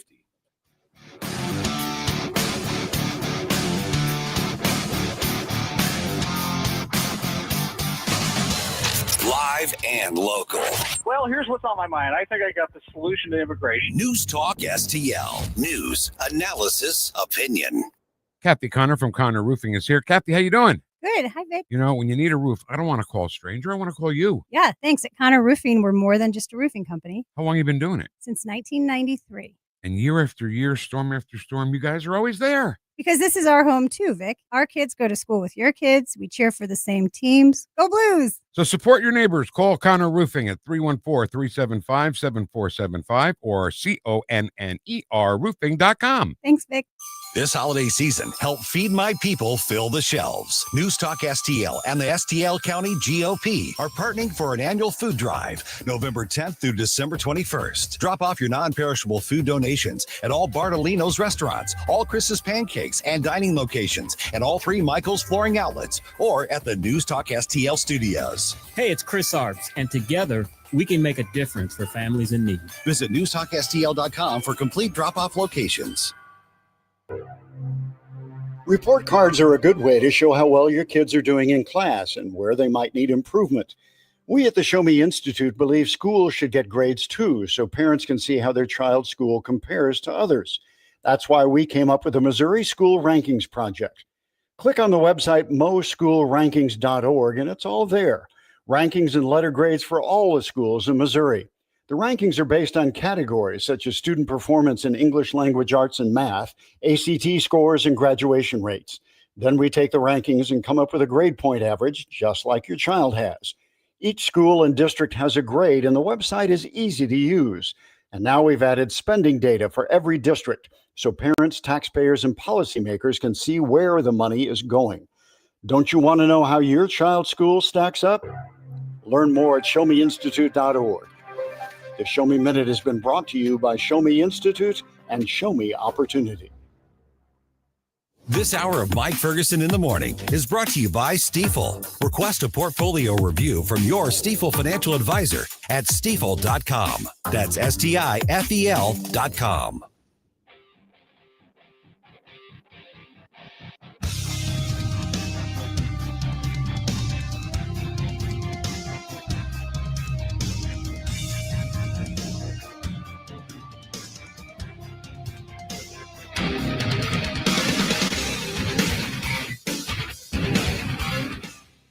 Bill O'Reilly here. Check out the O'Reilly Update this afternoon at 3:45. Right now, it's back to Mike Ferguson in the morning on News Talk STL. All right, you probably heard the news already. Republicans add back another vote in the U.S. House. They lost it earlier this year with a resignation. Now they get it back on Election Day. Yay. And also, St. Louis County's spending problem is even worse than what we thought. I cannot say I'm surprised to hear that. It just gets worse every year. But Sam Page has an idea. I can't wait to hear how great that idea is. I don't think you're telling the truth right there. Susie. I'm just saying. All right. Busted. And also, as Jerome was saying just a couple of minutes ago, you're thinking it's about time to add that furry friend to your home. You can do that today without paying the adoption fees. I'll tell you where and how. It is 6:50 at the moment. Let's go ahead and dump some news on you here. The Morning News Dump. Are you joking? Is this a joke? Listen, folks. The Morning News Dump. All right. The special election in Tennessee results in Matt Van Epps being elected, and he's going to Congress, which means one more Republican vote is added back to the tally because this was a Republican seat. This was a special election to fill the term of Mark Green, who resigned earlier. We're losing all the Greens. All the Greens, exactly. Now, if we can only get Megan Green to resign. Okay. He beat Democratic candidate Afton Bain. And here is Matt Van Epps, at his victory speech saying, here's what the focus is going to be. Together, we'll bring down the cost of living. I'm tired of too many Republicans ceding affordability to the Democrats. Yeah, so that's the word of the day is affordability. We used to call it cost of living. We used to call it a bunch of different things. But after the Virginia elections that went entirely in the Democrats' way, media doesn't seem to understand that, well, the East Coast has a different mindset than flyover country. I was just thinking when you were saying that, some of us used to think of it as keeping your head above water. Yeah, surviving. Sorry. Yeah. I just had a little Jefferson throwback.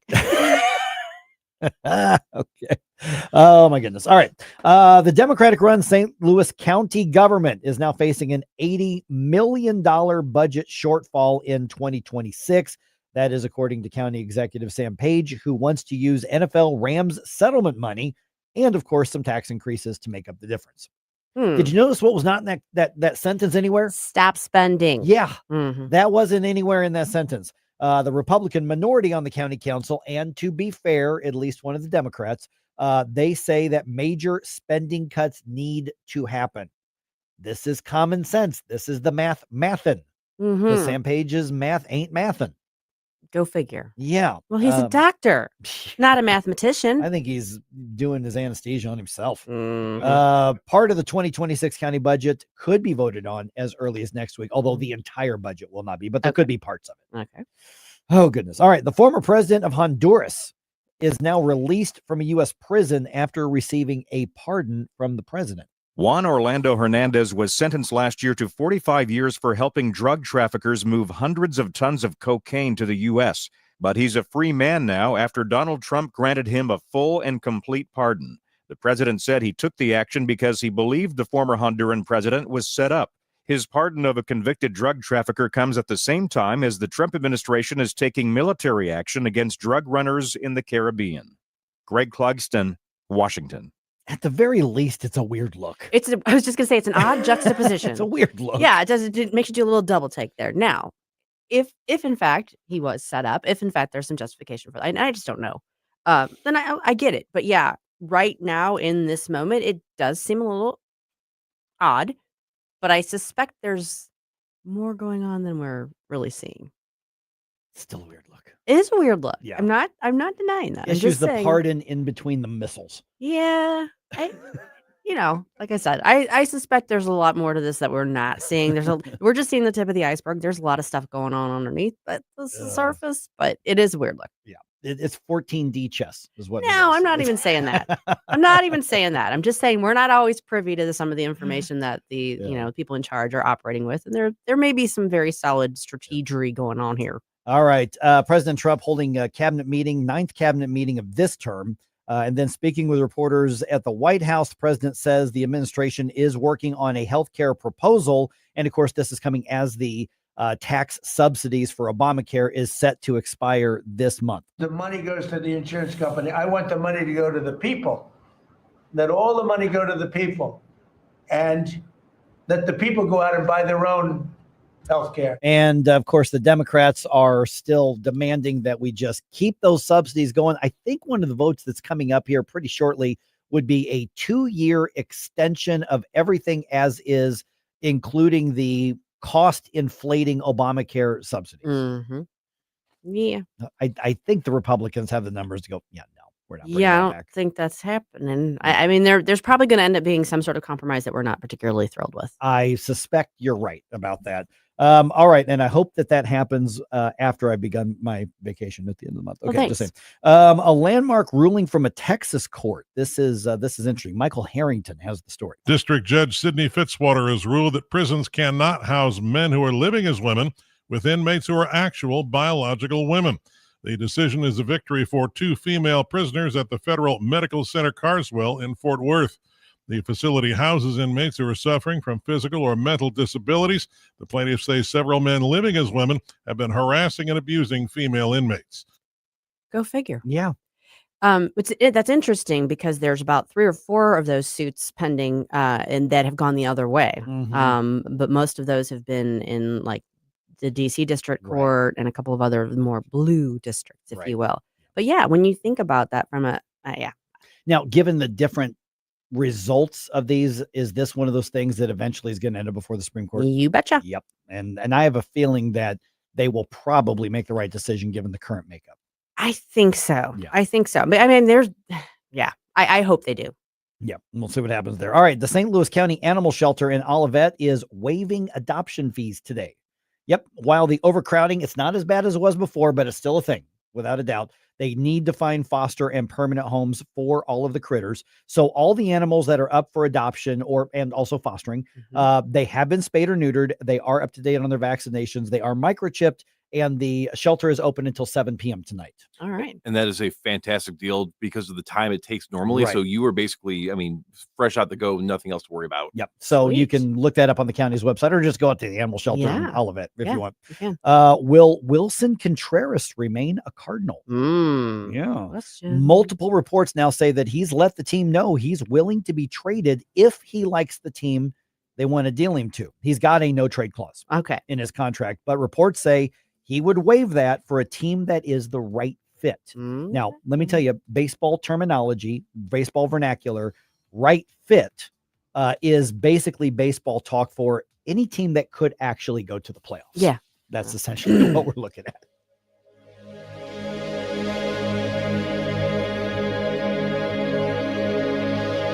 When you're approaching retirement, there are a lot of questions to answer. Do you have enough money to fund your income for life? How should you claim Social Security? And what's your plan for health care and long-term care? Hi, I'm Eric Robert, Director of Investments with the ClearPath Wealth Management Group at Stifel and host of On the Money Saturday mornings at 9 on News Talk STL 1019. Don't leave your retirement to chance. It's crucial to understand and address relevant risks before you retire. Our team can help you get organized, guide you through critical retirement decisions, and create an investment portfolio designed around your needs. To schedule your free retirement plan consultation, go to clearpathinvesting.com. That's clearpathinvesting.com, or call us at 636-695-2650. That's clearpathinvesting.com or 636-695-2650. Stifel Nicholas and Company Incorporated, member SIPC and NYSE. Here's a great way to save money on your prescription medications. If you take Viagra or Cialis, we can give you a way to pay as little as $2 a pill. Compare that to prices as high as $60 per tablet. These pills work for men and women to improve their sexual performance. And now for the price of 2 or 3 pills, you can get nearly 100. There's no need to pay expensive prices for Viagra or Cialis. Call now with your prescription and pay as little as $2 a pill. We offer 24/7 service and always free delivery and confidential packaging. Change your life for the better and have fun. Call Pharmacy Shop 24/7 to get generic versions of Viagra or Cialis for as little as $2 a pill, plus free discreet shipping. 800-631-2030. 800-631-2030. 800-631-2030. That's 800-631-2030. KLDY HD3 Clay, K270BW Bellefonte, KNBS Bowling Green. This is News Talk STL at 1019, 94.1, and always streaming at NewsTalkSTL.com. Breaking news this hour from Town Hall. I'm Rich Thomason. Committed to enforcing federal immigration law, the Trump administration's reportedly launching a roundup focusing on illegal Somali immigrants in Minneapolis-St. Paul. It comes amid a massive Medicaid fraud scandal in Minnesota, along with rampant gang activity. All of this prompting President Trump to declare Somalis not welcome here. The president ended his Tuesday cabinet meeting with a tirade against Somalis living in the United States, complaining they add little to American society. I don't want them in our country. Their country's no good for a reason.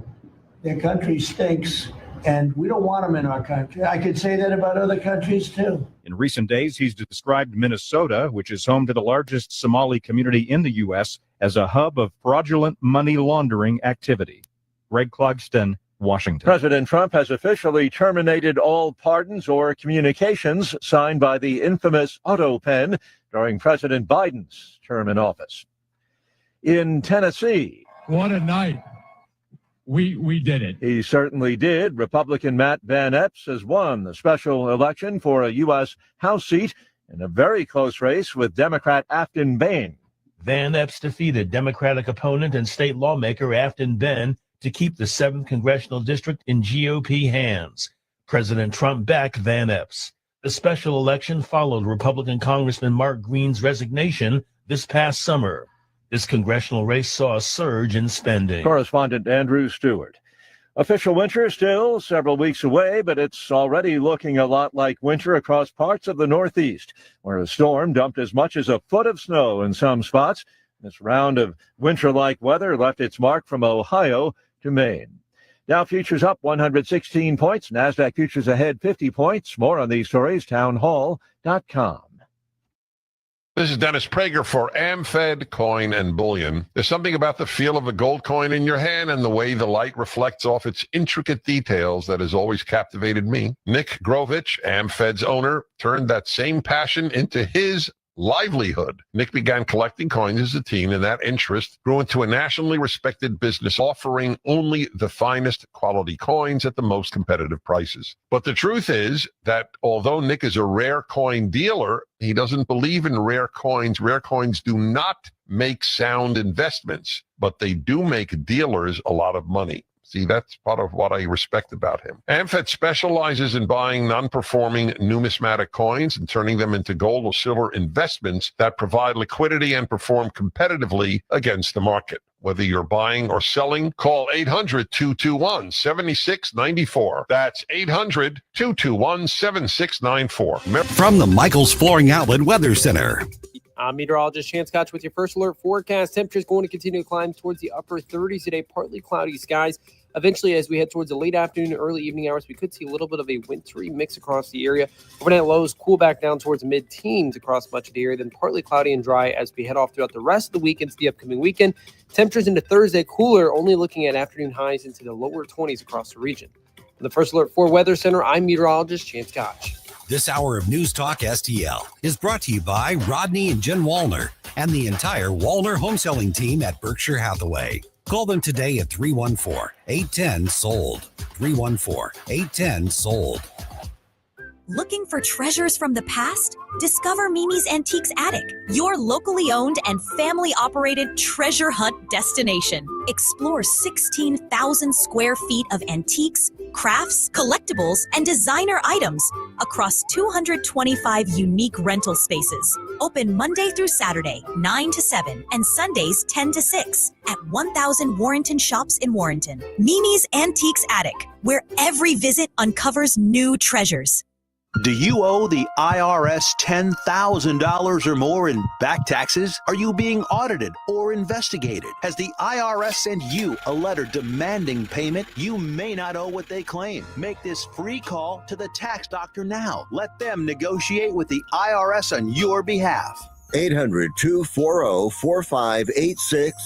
800-240-4586. That's 800-240-4586. When it's important to you, what St. Louis is talking about. It's on News Talk STL. Since those bounties were put out, we've had to take different measures to keep our agents safe. Alone, come in, raise a firearm, and ambush these members of the National Guard. Shot less than a mile from the White House. News, analysis, opinion. Another Afghan national posted a video indicating he was building a bomb with Fort Worth as his target. Violence of this nature has no place. 101.9 and 94.1. My talk station. News Talk STL. Mike Ferguson. I'm a stud. I'm ballsy.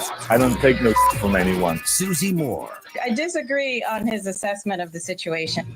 Get up! Get up! Can't you hear the alarm? Get up, St. Louis. So it's time to get out of bed. Pour yourself the greatest cup of kofifi the world has ever seen. Rise up with one voice. Drain the swamp and take back our country. Today's the day we're going to do it, and it's time to do it right now, believe me. Mike Ferguson in the morning on News Talk STL. Get up! Get up! This is your cousin. All right, just when we think the work to get rid of critical race theory is just about done, looks like they may be changing the names and changing the tactics, basically taking the back roads. Pretty sneaky, sis. At least that's what some of the reporting is out there. So what do we need to know?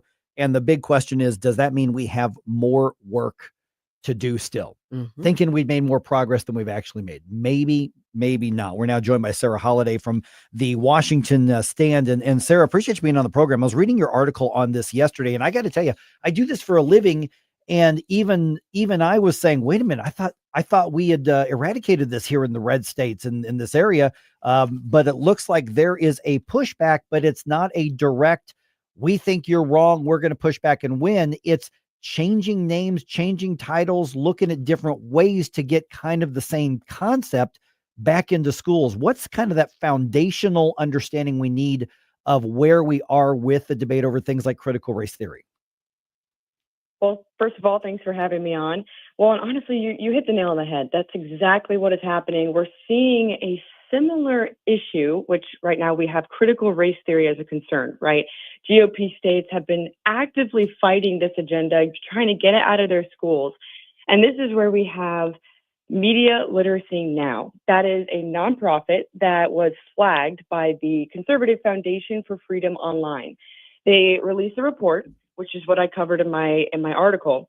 And in that report, they found that this organization, MLN, has some pretty deep roots in both the federal government, and it has paid advocacy in 23 states, many of which are Republican leaning, like Arizona, Indiana, Texas, Tennessee, to name a few. And so the reason why this is a concern is because Media Literacy Now, MLM, is claiming that their mission is simple. They want to essentially teach children, students within grades K through 12, how to navigate the media. MLN will claim that it founded because its founder was concerned about cartoons that its children were watching. But really, at the end of the day, they're trying to train children what outlets, news outlets, they can trust, which ones are they claim to be unreliable. And, that doesn't necessarily seem like a bad thing, because it is tricky sometimes to navigate the media. And we all know that some outlets lean more left or more right. But when you look at the details, you see that they're almost consistently flagging conservative outlets as unreliable, while claiming that more progressive or left-leaning outlets are reliable. And their affiliates are also extremely telling. They have the founder and CEO of Adfontes on their board, which is pretty well known for their media bias charts. And on some of their charts, they'll claim that outlets like Fox News or the New York Post are hyper-partisan and unreliable. They've also flagged 64% of left-leaning outlets as reliable, but only saying the same of 32% of conservative outlets. And MLN is also platforming people who are openly promoting things such as critical race theory. They have a researcher based in Pennsylvania. His name is R. Allen Berry. And he wrote a chapter that was published as part of an academic text that pretty explicitly makes this case for how, in order to fight for media literacy, we have to fight for critical race theory to be taught in schools. And for your listeners who may not know, critical race theory is just, it champions itself as anti-racism, as, rooting out systemic racism through an academic framework. But really, it's just promoting racism. And there are plenty of conservatives, Christians, etc., who are concerned about that, don't support that don't want their kids to be taught that. And yet it's being pushed in schools. MLN actively promotes people who are wanting to see CRT in schools. And I think the most concerning part is that MLN doesn't just have a goal of doing this. It's already connected in, like I said, at least 23 states. But if you go back to the Biden administration, you'll see that it's also significantly funded through federal agencies and uplifted through federal agencies. For example, during the Biden administration, the State Department granted them $30,000 in a grant that was sent ultimately overseas to Germany to promote these exact same objectives. But even domestically, there's at least, if this is even the full number, at least 14 federal government agencies that have been a part of, for example, Biden's Information Literacy Task Force, which promotes a lot of what MLN has been putting out. So it's definitely not something that is just, it's a thing. They have this dream of helping children learn how to navigate the media. No, they want to essentially push their ideological ideas as they teach children what they consider to be reliable outlets or not. And it already has some pretty deep roots in the federal government and in several schools. So it's pretty concerning. Sarah, it is concerning, and you've described, really it kind of has some far-reaching. The tentacles are far-reaching. Do we know who or what entities are behind this group? Yes, we do know of some, and I will list the one that's probably most concerning, which is the Southern Poverty Law Center, the SPLC. They actually pen a lot of their curricula that go out to these students. And the reason why the SPLC being a huge part of MLN's curricula is so concerning is because the SPLC itself is significantly far left, radical.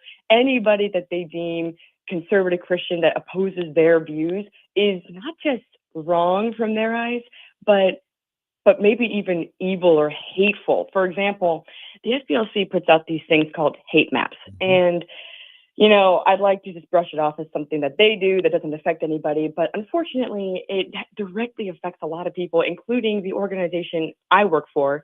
Family Research Council was put on one of these hate maps in 2010, primarily because we favor and promote the traditional biblical views of marriage, for example.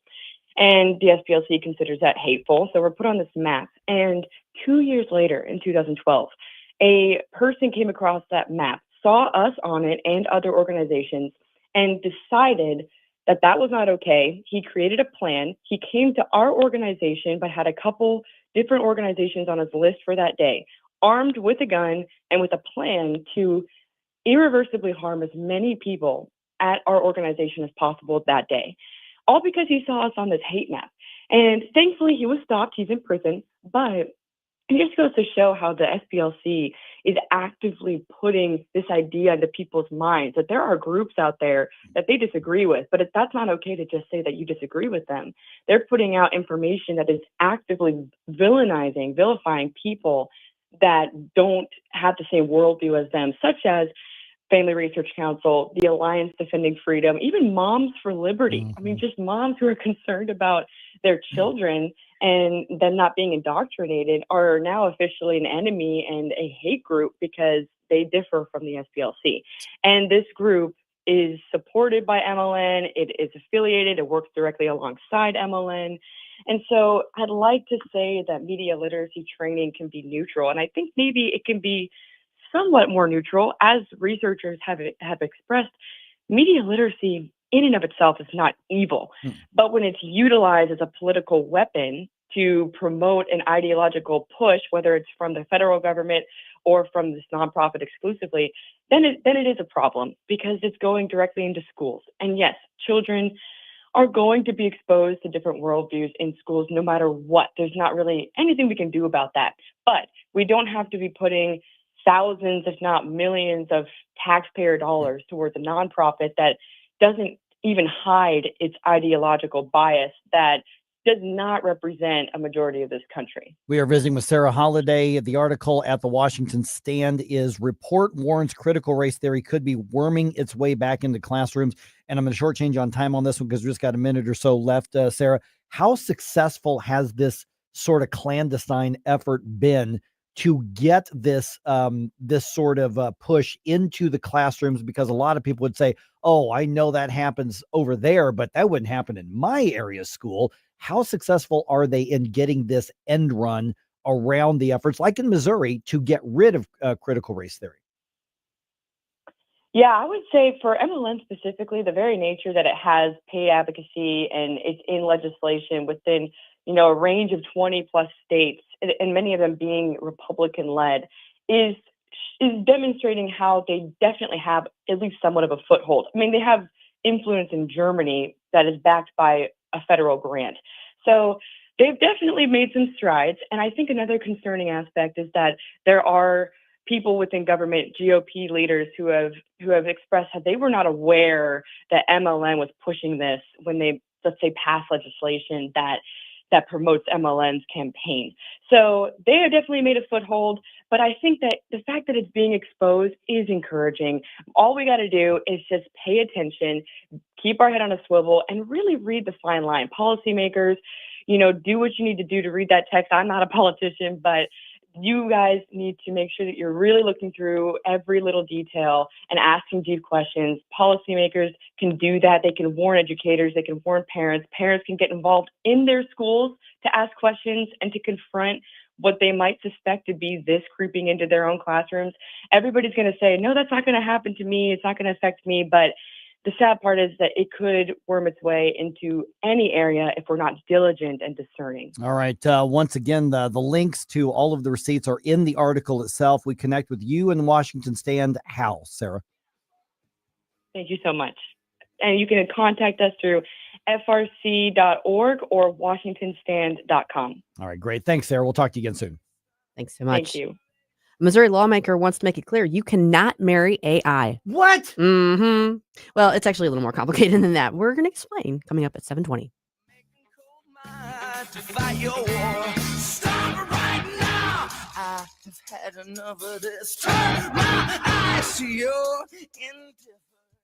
Hey, I don't know if you're already thinking about what you're going to be doing for lunch today. I kind of am, to be honest. But if you are, I have a really good suggestion for you. It's great fun. It's great food. It's located in the heart of West County for over 20 years. It's Harpo's Chesterfield. They're a great neighborhood bar. They're close. They're convenient. It's got a great sports bar atmosphere. And as I mentioned, they've got great food. As you guys probably know, I'm a little partial to their burgers. Kind of craving one right now, but they've got a full menu and they've got daily food and drink specials. You can always go check them out on their website. It's harposstl.com, or you can check them out on Facebook and Instagram. For instance, on Saturday when we had that big snowstorm, if you were wondering, hey, is Harpo's even open? They were. And they let you know, hey, we're here for you, even in the snowstorm. They are your go-to, and they should be your go-to. You can check out, as I said, their Facebook or their Instagram page. If you go, you're going to find they have a friendly, energetic staff. They deliver fun food and drinks like nobody else. And you shouldn't forget about their events. That's the best place to keep up with them is on their Facebook and their Instagram page, or check them out at harposstl.com. Columbo and Company. Jasmine Crockett somehow continues to make her Epstein comments from weeks ago worse for herself. We'll explain the latest Wednesday. Plus, Rodney Boyd, Danny Define, and we'll open Closest Cabinet. Live and local weekdays at 2 on News Talk STL. Hello, Kirk Hilsinger, chairman of the Republican Party for the city of St. Louis. We complain about dark, out-of-state money being used to influence Missouri politics, and we actively have that going on right now. Out-of-state interests from as far as Ohio and Michigan are collecting signatures to bypass what your state legislators have done this summer.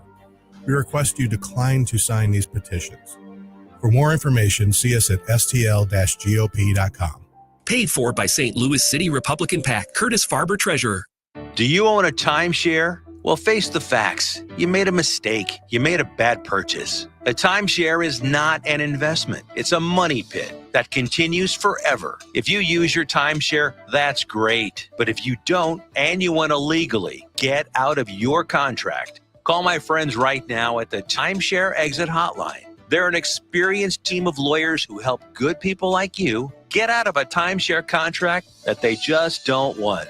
Don't throw away your money on maintenance fees. Use it for things you really want. We can help you end your timeshare contract and stop the money drain immediately. If you're ready to move on with your timeshare, call our team right now. Cancel your timeshare now with this free call. 800-524-1641. 800-524-1641. 800-524-1641. That's 800-524-1641. News, analysis, opinion. You know, they're literally taking the Constitution and putting it in a paper shredder. News Talk STL.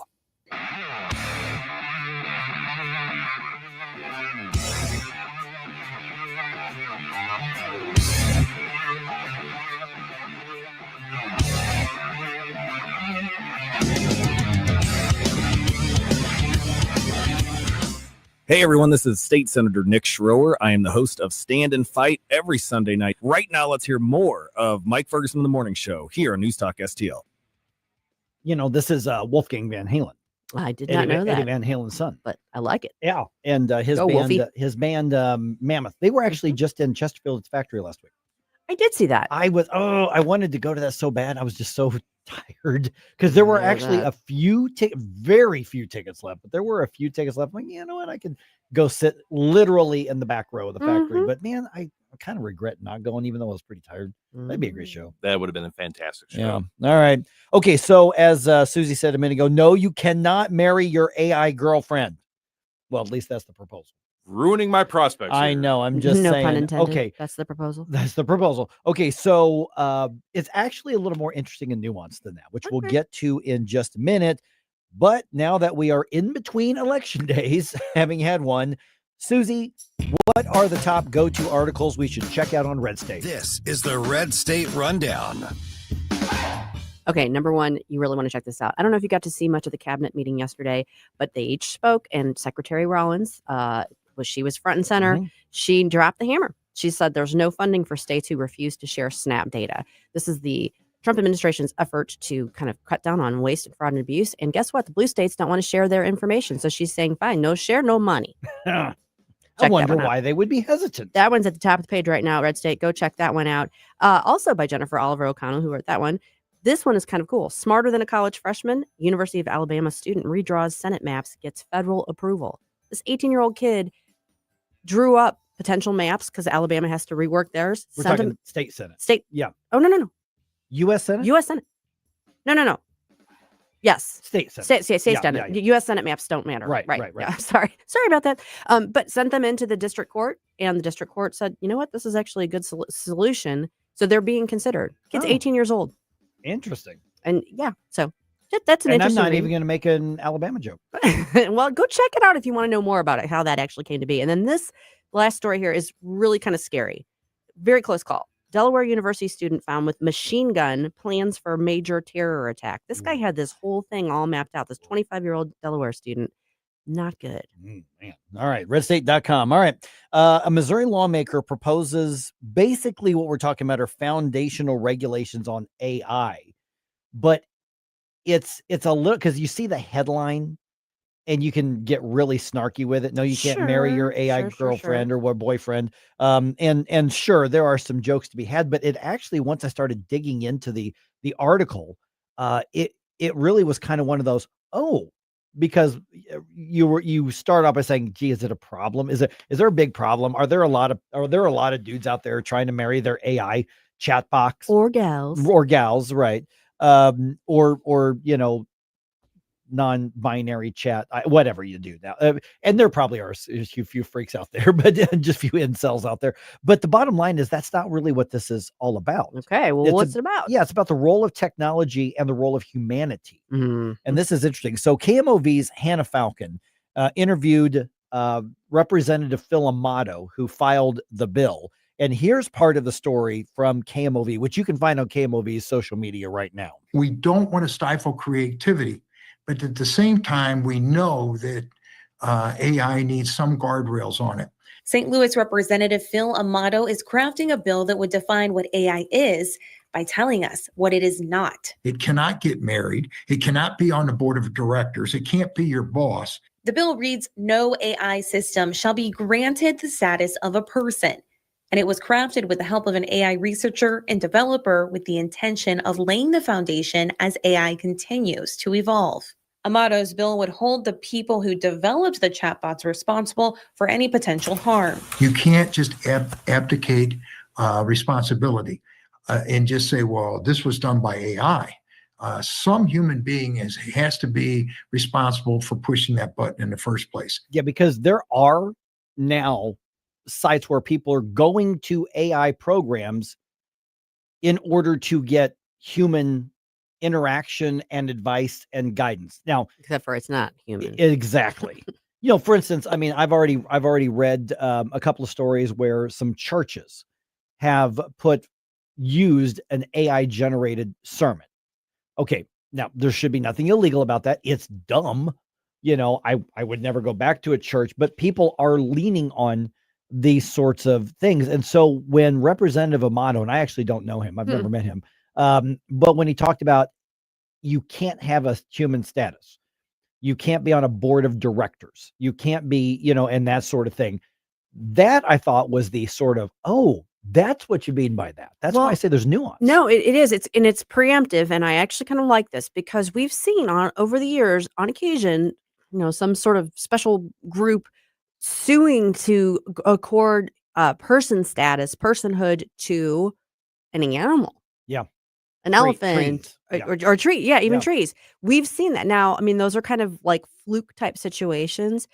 But when you talk about AI and what it's used for and its exponential growth and influence in our just everyday communications, that sort of thing, you could see very quickly how this could develop into a situation where someone's pushing, well, this chatbot, this whatever AI entity is actually serving this role, so it has to be given these rights. Being preemptive, being forward looking on that, I think is not a bad idea. Well, there was a part of that I clipped out just for the sake of time. And they were talking to basically a child psychologist who was talking about you should never have an AI program that people go to for something like counseling or to therapy or for that sort of thing in a field that normally you would have to demonstrate an education and clinicals and a license for. So that's part of what they're getting out ahead of. Well, but I have seen some people say that there should be nothing wrong with AI lawyers. Wow. I mean, wasn't there an experiment where somebody created like an AI chat box and it passed the bar? There might have been. Yeah. There might have been. It completed law school. There was a situation where a guy was arguing his case before a New York appellate court, and he basically had an AI lawyer. Wow. Until once the court was like, what is going on here? And they put it together. But, kind of people always talk about, because lawyers get such a bad rap, rightly so. But people talk about like, okay, why not have an AI lawyer? It wouldn't charge you as much. There is a actual study that was done where they replaced nurses and doctors with AI. They found that not only was the AI more accurate at diagnosing and treating some of the stuff, yes, but people reported feeling that it actually was more compassionate when they were explaining their symptoms than an actual doctor is. Yeah, which is mind blowing on that. But by the way, what the most accurate was on that, because AI was more accurate than the actual people, human doctors using AI was the most accurate out of all of those categories. So it's definitely got its uses, but yeah, when you're talking about that, where do you draw the line? I don't know. And I'm in agreement with our old friend Gabe that we should be limiting AI's encroachment on human society. They need to know their lane, stay in the box, but at the same time, having interacted with quite a few people, it's sometimes AI is a little bit more humane and a little bit more human than so at that point, if it can mirror or mimic or be convinced in some way that it does have some sort of emotions, what would be the issue with granting it personhood when there are people walking around that can't even, no internal monologue, right? Yeah, obviously I have no emotions. I am completely stone-hearted. I have not. No, but I'm saying is that people believe that, but that doesn't make it true. And I think what's interesting is what Representative Amato was arguing, saying is that when decisions are made, when things affect other people, we have to make sure somebody is held accountable. Well, that's true. For instance, like you mentioned, the lawyers, a lawyer who does not use AI to assist in research and stuff, they're nuts if they don't. I use AI to prepare for this show. To research, yes. To write and to give you case sites? Yeah. Oh, don't you dare. Yeah, or at least give us a head start on it to say, okay, well, that's what it says. Let me look it up. Something, but but a lot of people just want to do the lazy part. I fight this battle every day. I imagine so. Listen, folks. My wife is a university professor. The AI has been both the greatest thing that's ever happened and a nightmare. Yep. At the same time. So the bottom line, and I think because I saw the story and I thought, well, this is gonna be the silly, goofy thing, and I'm like, oh, wait a minute, though, this is actually serious because it's separating out. We have to protect, isolate, and elevate humanity over the technology. And coming up, the Supreme Court hears a case involving a pregnancy resource center that's defending itself from the government. We'll fill you in on what is at stake here at 7:35, right after Larry Connor's commentary.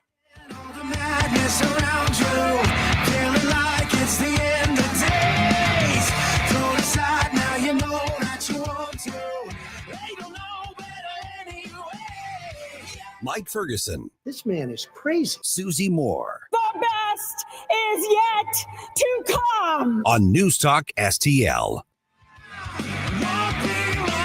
From the Michaels Flooring Outlet Weather Center. I'm meteorologist Chance Scotch with your first alert forecast. Temperatures going to continue to climb towards the upper 30s today. Partly cloudy skies. Eventually, as we head towards the late afternoon and early evening hours, we could see a little bit of a wintry mix across the area. Overnight lows cool back down towards mid-teens across much of the area, then partly cloudy and dry as we head off throughout the rest of the week into the upcoming weekend. Temperatures into Thursday cooler, only looking at afternoon highs into the lower 20s across the region. In the First Alert 4 Weather Center, I'm meteorologist Chance Koch. PRI Global now has Prismatic, an AI-driven platform that can help you and your business, especially in construction. Simplify your operations, secure data, modernize your business from the cloud up. Visit PRIGlobal.com.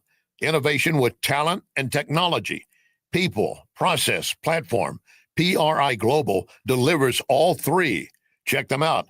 PRIGlobal.com. PRIGlobal.com.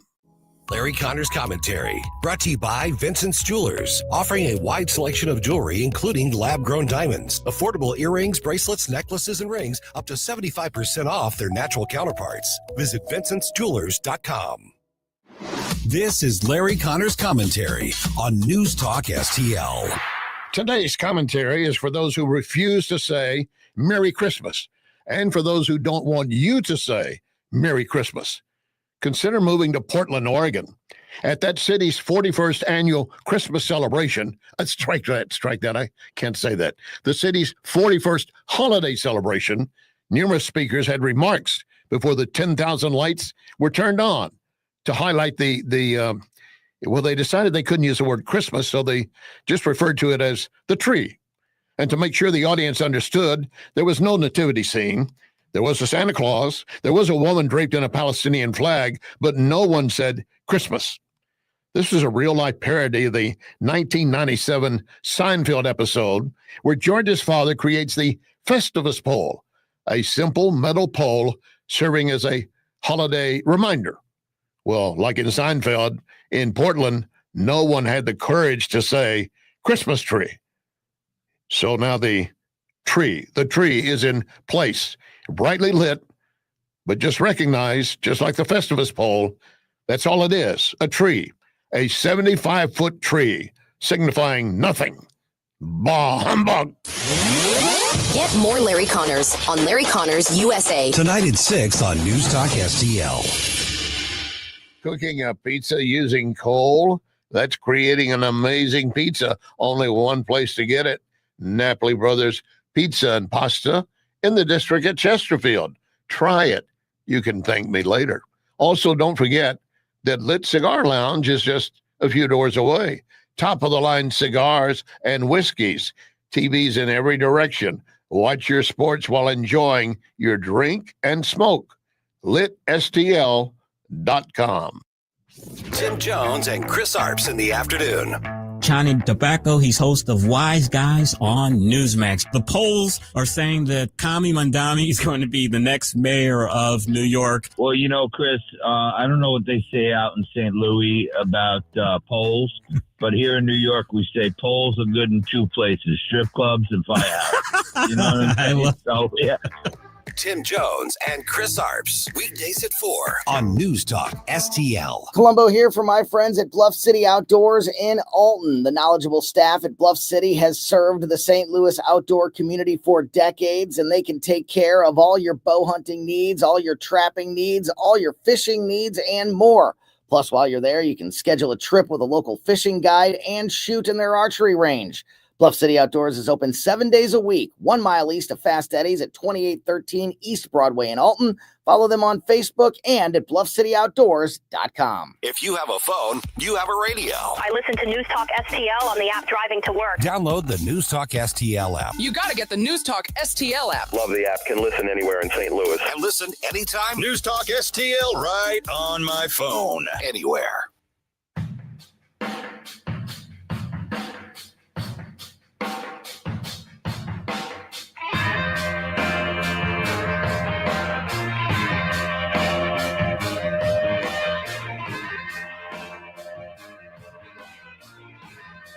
Hi, it's Randy Tobler here. Pour a big cup of coffee and catch my show every Saturday morning from 6 to 9. Right now, it's back to Mike Ferguson in the morning here on News Talk STL. Okay, anytime the Supreme Court takes up a case for their term, it's a big deal. Mm-hmm. They only take things that are big deal. They're not looking at just that case. They're looking at the precedent and interpretations of the law, and they're looking at things that would lend itself to the bigger picture. I think that's fair to say, right? Yeah, absolutely. So what's really at stake in one state's effort against a pregnancy resource center? That case was heard on Tuesday. Mm-hmm. Yeah. And so Maggie Little, who was the DC correspondent for our friends at The Lion and the Herzog Foundation, joins us right now. Okay, let's lay the foundation of what's happening here, Maggie. Supreme Court hears a case involving what many would argue is New Jersey's lawfare, so to speak, against a pregnancy resource center. What is it that the state of New Jersey has such a beef with this pregnancy resource center? Then we'll get to the bigger picture at hand. Of course. Yeah. Well, thanks for having me. The big issue here is there's a pregnancy resource center called First Choice, operates a few clinics in the state of New Jersey, offering free ultrasounds, pregnancy testing for women to come in and kind of learn about their pregnancy and see some other options than just getting an abortion. And the state's attorney general has sought to compel through subpoena all sorts of private donor information, even though he hasn't been able to identify a single complaint against the centers. He's seeking donor names, addresses, phone numbers, and their places of employment. And so the pregnancy center is arguing that this could have a chilling effect on both the group itself and on their donors, because donating to these kind of pro-life pregnancy centers is not always the most popular political position to take. So you can see how a donor might feel hesitant to donate again if they know the state's attorney general has all this information about them. Maggie, looking at some of the reporting on the argument that was held yesterday in front of the Supreme Court, it sounds to me like not only were the conservative justices, particularly Justice Thomas, for instance, sort of skeptical of the state of New Jersey's position on this, but it sounds like even Elena Kagan may have been somewhat skeptical. I know we can never really truly read how the court's going to rule just based on the oral argument, but reading the tea leaves here, if you will, it seems pretty favorable in terms of the outcome for the pregnancy center, doesn't it? Yeah, I think across the board, the arguments were kind of taken as the justices appearing poised to side in favor of the pregnancy center. You mentioned Justice Kagan, who does lean more liberal.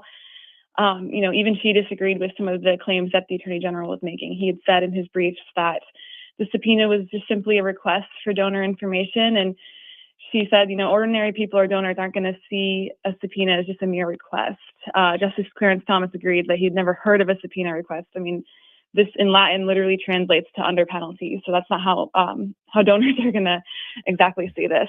So there seemed to be a lot of skepticism from the justices on some of these claims. Yeah, and while this is a New Jersey case, we're visiting with Maggie Little from readlion.com, The Lion.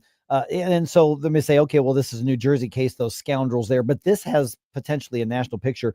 What is it that that the government in this case wanted to do with that information? Because I didn't listen to the whole thing, but I listened to the part where Justice Thomas kept drilling down, saying, who complained? Why did you start an investigation? What are you looking for? What are you wanting to do with this? And they finally had to admit, well, there weren't any complaints. We just decided we wanted to look into it, and we've got the right to do that. And that's part of what's at stake right here. So what is it that the government was looking to do with whatever information they would get if they win? Yeah, that's exactly right. To my understanding, they have not identified a single complaint that's led them to try to seek this information. When I interviewed Erin Hawley, who was one of the attorneys representing the pregnancy center in the Supreme Court yesterday, she told me that, the AG is seeking information behind nearly 5,000 donations and up to 10 years of this center's internal documents. They think it's because, the AG has previously expressed a lot of opposition to the more pro-life Christian mission of these pregnancy centers. Like you said, these have been targeted kind of across the country by blue states who oppose its mission. And I think what's really interesting is that even though this is a pro-life Christian center, it's actually brought both sides together, groups from both the left and the right. The ACLU, for instance, which is very supportive of abortion, they're even filing a brief in support of this Christian pregnancy center because they also recognize the danger of allowing state officials to target ideological opponents. And they're saying, federal courts must be a venue where people can continue to vindicate their First Amendment rights. So it's kind of bringing both sides of the aisle together, even though it's a very hot topic like abortion. Yeah, Maggie, obviously for the First Amendment is implicated here. Are there other constitutional provisions or just statutory provisions that are implicated in this from a legal standpoint and that will have a broader impact, and not just in relation to, the New Jersey investigation into the crisis pregnancy center? Yeah, one big issue when I was interviewing Erin Hawley again, she talked about the Supreme Court precedent known as Americans for Prosperity case, which the court has said there's an associational right in keeping donor information private, and they've said this interest includes, the right to associate privately, and people don't want to release their donor information, especially if sometimes those donors are donating to a politically unpopular cause. So I think this does have ripple effects. And I think with the actual more narrow legal question here, it's not just about abortion, but it's about whether these type of pregnancy centers, if they have to litigate through the state courts or if they can go to the federal court. And so if the justices say that they can take these claims to the federal court, I think a lot of groups on both the left and the right prefer to litigate constitutional claims in federal court because they see those judges as a little bit more friendly to constitutional issues and more protective and concerned about free speech issues. Okay, so Maggie, regardless of which way the ruling is going to come, and that'll be sometime in the summer that we'll get the answer on that. What does that potentially mean across the country? Like, for instance, there's a pregnancy resource center here in St. Louis we work very closely with and support called Reach Reproductive Health. I'm sure they're watching this just to see what kind of precedent is out there. But what kind of effect could this have one way or the other around the country? I think if the court rules that that pregnancy resource centers and similar groups like this can bring these claims first to federal court, that will be reassuring to these centers because, again, like these groups typically want to litigate constitutional issues in a federal court. These centers are operating all across the country, oftentimes providing a pretty valuable alternative to women who want to learn a little bit more about their pregnancy and their options. It provides free ultrasounds or free pregnancy testing and other resources. And so I think there's likely hundreds of these centers across the country watching this case and seeing what are our options if we also get similarly targeted as this one in New Jersey has. Was there any argument being made by the state of New Jersey regarding, because I saw some references to, well, they might be misleading patients. And that's one of the things that leftist politicians, they go after pregnancy resource centers. And I think you nailed it on the head because they don't want places like Planned Parenthood to have that much competition. They're just very, very pro-abortion itself, not pro-choice, but pro-abortion. But were there any other arguments? Well, we have a right to look into this because we just think there might be something we want to shut down. I mean, were there any practices of the pregnancy resource center that were under the gun by New Jersey? My understanding was, that the Attorney General was just insisting that the pregnancy center was refusing to answer questions about their operations. He was concerned that they were misleading patients because some of the information on their site that faces patients is a little bit different than the information and bullet points that they put on their site trying to attract donors. When I've reached out to him as well, he's just repeatedly said, accused first choice pregnancy centers of just refusing to answer questions about their operations. Well, and there's not much in somebody's life that is more private or delicate or intimate than what pregnancy resource centers work with. So, I mean, just to point that out there. All right. Maggie Little from the readlion.com, the Washington, D.C. correspondent. Maggie, we want to follow the work that you do or your colleagues. I'm one of those who reads the Lion pretty much every single day looking for stuff to talk about because you all do a good job. What's the way to be in touch or in contact or if people have any questions? I think just head over to our website, readlion.com. We're covering cases across the country and in DC as well. So there's always new fresh stories coming up daily. All right. Thanks, Maggie. Thanks, Maggie. Thank you. This issue was front and center during the shutdown and all the litigation and arguing back and forth over SNAP benefits really had everybody focusing in on the need for organizations like Feed My People that help with these food drives. Well, I don't want you guys to think that it's no longer an issue. It is. It's the holiday season. We need your help. NewsTalkSTL has teamed up with St. Louis County GOP for our food drive to help Feed My People. And it's very, very easy for you to do that. All you have to do is go to one of the bins. We've got one here at the station. We've got them all over the St. Louis area at Michael's, at Bartolino's, at Chris's Pancake House. all kinds of places where you can go to drop off your non-perishable items. Do that to help a very worthy cause.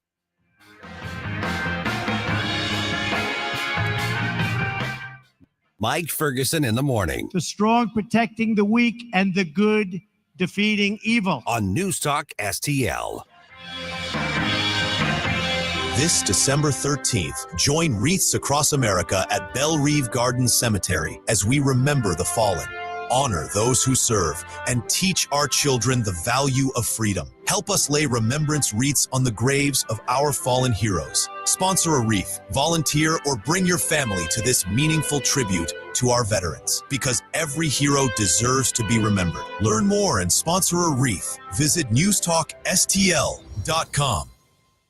NewsTalk STL is proud to have Doug Voss of Safe Money Radio as part of our lineup each week. Doug has been a staple on the St. Louis radio airways for many years as one of the leading financial experts in the area. You can now hear Doug and Safe Money Radio 2 times every weekend on NewsTalk STL. But in case you miss anything, you can check it all out at DougVossSafeMoneyRadio.com. You could also reach Doug at 844-676-SAFE. That's 844-676-7233. Doug Voss is a registered representative. Securities offered through DHL Securities, LLLP, member FINRA and SIPC. Streaming TV is where it's at. It's not about cutting the cord anymore. That's old news. It's all about your customized TV options. With the best and cheapest high-speed internet and your own TV subscriptions, we've got your dream TV lineup. Between wired and satellite internet and TV, you now have tons of options. Save money and get more internet speed and better TV today by calling the Whole Home Connect. We scan your location and offer you the best TV and internet options. And we always have specials and promotions. So when you call, ask about that. Take 5 minutes of your time. Make this free call now and learn how to save money and get better internet and TV for your home anywhere in the U.S. Make this simple and free call now. 800-257-1632. 800-257-1632. 800-257-1632. That's 800-257-1632.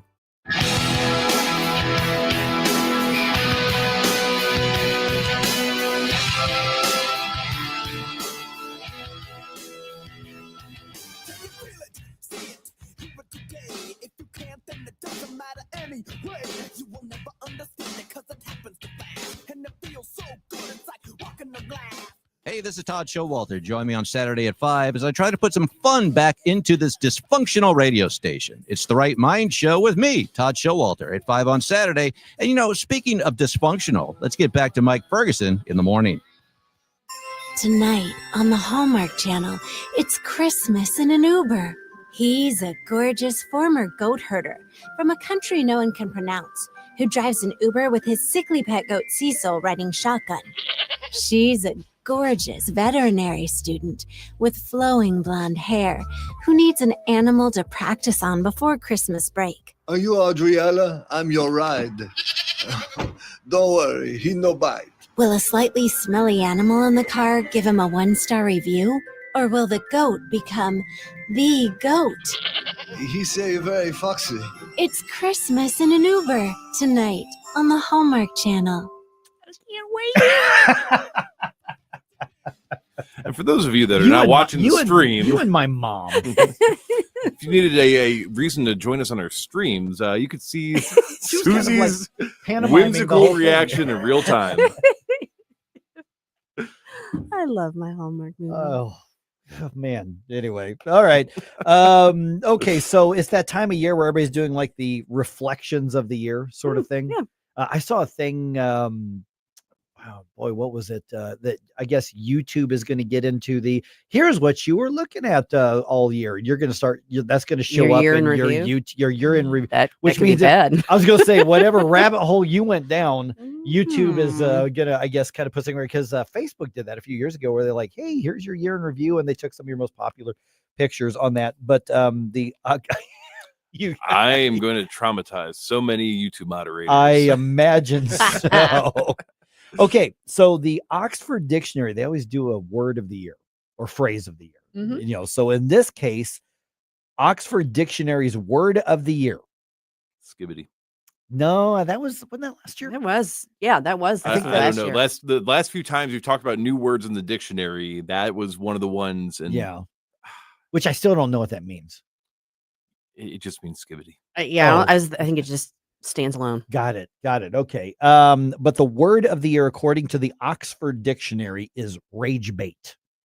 Oh, rage bait. Word of the year. Word of the year.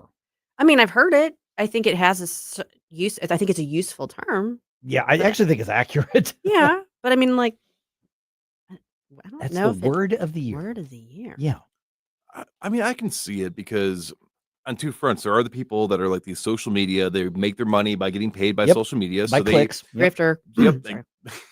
Tell us how you really feel. Did I say that out loud? This Hallmark movie is going to be a rage baiter who finds out that the errors of his ways when he gets cold. Anyways, no, so I can understand that because that is an actual tactic that you would use to get engagement so you can make your money off social media. But then the other side is when people want to dismiss you because you made them mad, even though you were factually correct, they're going to call you a rage baiter, even though it's, so it is a very popular word, but the word of the year, that's interesting. That surprises me. They define it as online content deliberately designed to elicit anger or outrage by being frustrating, provocative, or offensive, which I think is an accurate term. Yeah. Accurate definition. Absolutely. And we see it all over every single day. What are the types of videos? Like, let's say your reels or your, whatever they're called on this. I'm not on Instagram, but whatever they're called there, whatever the videos, TikToks, whatever. What are the types of videos that you know is going to bait your rage? And either you fall for it or you're like, nope, I'd skip through it. Cause there's a couple of types of videos. I'm like, rage bait. Nope. I skip them. Because I know that's what they're trying to do is piss me off. I'm the wrong person to ask because I skip all of them and just go for the ones with the cute puppies. And that just makes me happy. No, like if I can tell by looking at something that it's going to raise my blood pressure, I just skip it. That's what I don't need now. it. Yeah, that's what I do now too. I don't need that. Anytime I see a politician talking about any sort of spending, I can feel just that vein in your neck start to go. And then when videos are taken out of context and people are doing their own reaction, so it's like to understand what the person in the video meant, it would take a couple minutes of watching the video, but they take a 30-second soundbite and then they're like, well, and here's why you should be outraged and freaked out. I'm not mad of the content. I'm mad that you are misrepresenting the content. You know, that does remind me, though, right after Charlie Kirk was assassinated, there was a leftist influencer lady who apparently was pretty popular, that a couple of friends shared her video talking about it. And it's one of those where it caught my eye because of it being shared a few times. So I'm like, okay, I'm going to listen to what she has to say. It was like a 5-minute thing. And it was very like, it did make me furious because it was so misleading. And I did a whole article deconstructing it because I was that mad about it. Yeah. I don't want to name anybody because I don't want people checking them out and giving them those views. But there are people that I've been exposed to through others that I know, and they are factually wrong. They don't do any level, but they present themselves as I am the integrity, the deep diver, and they build this whole, and it's like, you have such a large audience, and this is, you're either stupid or you're amoral. Now, going off the idea of rage baiting, your year in review for YouTube, Corporeal Being says that people were upset when Facebook did it, because it showed them all their previous relationships and then old times.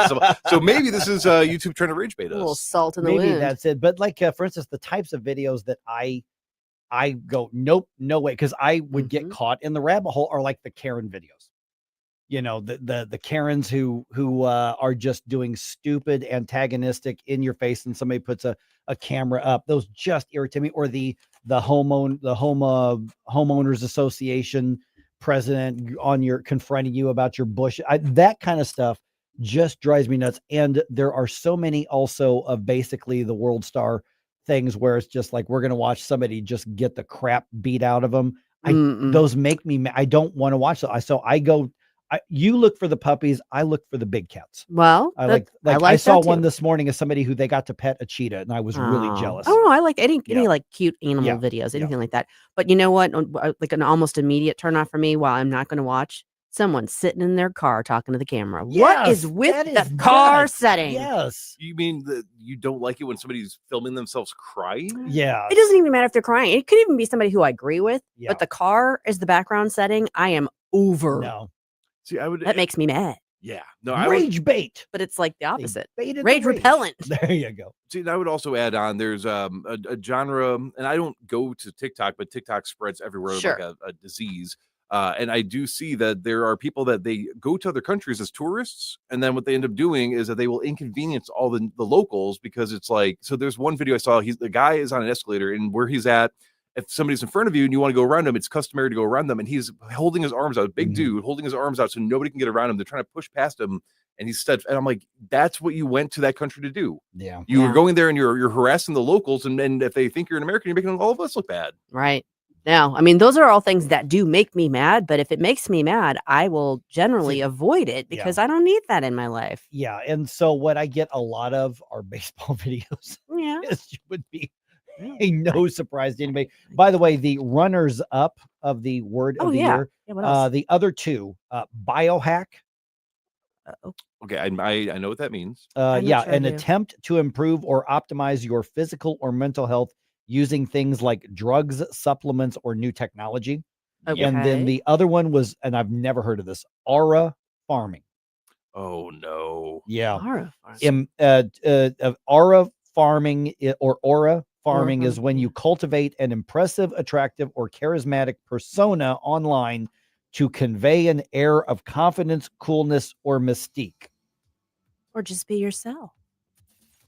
Unless you suck. Exactly.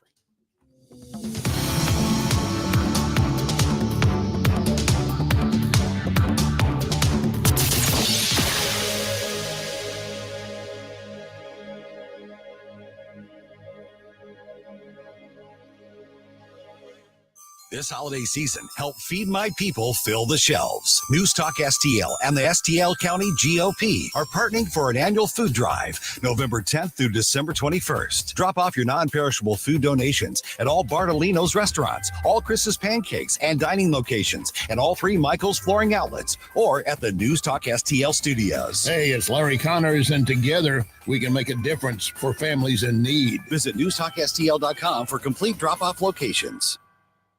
Why leave your company's story to chance? In today's digital world, video content isn't just an option. It's essential for your success. At Blue Ocean Media Group, we've spent decades crafting compelling visual stories for businesses just like yours. From concept to completion, our award-winning team transforms your vision into powerful video content that connects with your audience and drives results. Don't trust your brand to amateurs. Partner with Blue Ocean Media Group. Visit blueoceanmediagroup.com today, and let's bring your story to life.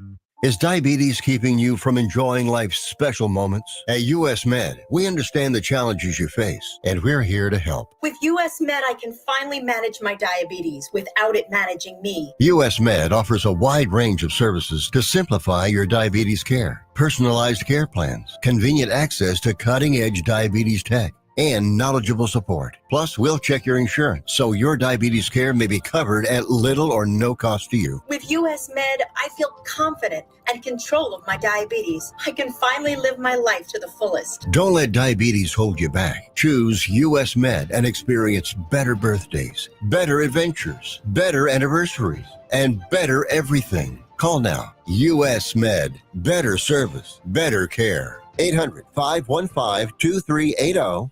800-515-2380. 800-515-2380. That's 800-515-2380. KLGY HD3 Clayton, K270BW Bellefonte, KNBS Bowling Green. This is News Talk STL at 1019, 94.1, and always streaming at newstalkstl.com. Breaking news this hour from Town Hall.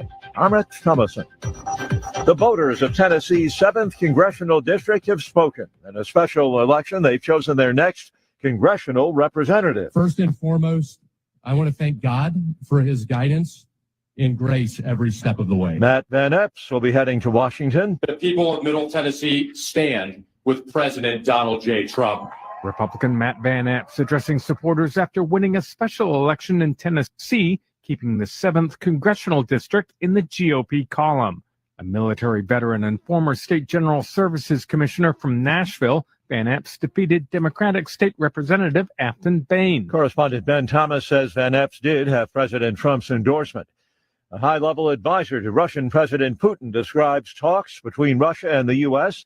on ending the war in Ukraine as constructive, but No breakthrough. Putin met late Tuesday in Moscow with U.S. President Donald Trump's envoy Steve Witkoff and son-in-law Jared Kushner. The Russian and American sides agreed not to disclose the substance of the talks, but Yuri Ushakov, a senior advisor to Putin, spoke briefly to reporters.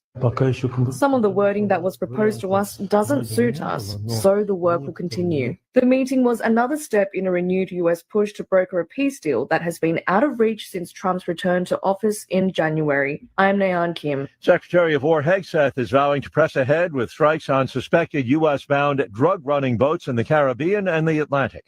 Hegseth says narco-terrorists deserve to be sent to the bottom of the ocean because they've been poisoning the American people. The second strike on one vessel has outraged Democrats. They've been tossing around the term war crime. Wall Street's head of this morning's opening bell. The Dow futures 89 points higher. NASDAQ futures are up 50 points. More on these stories at townhall.com.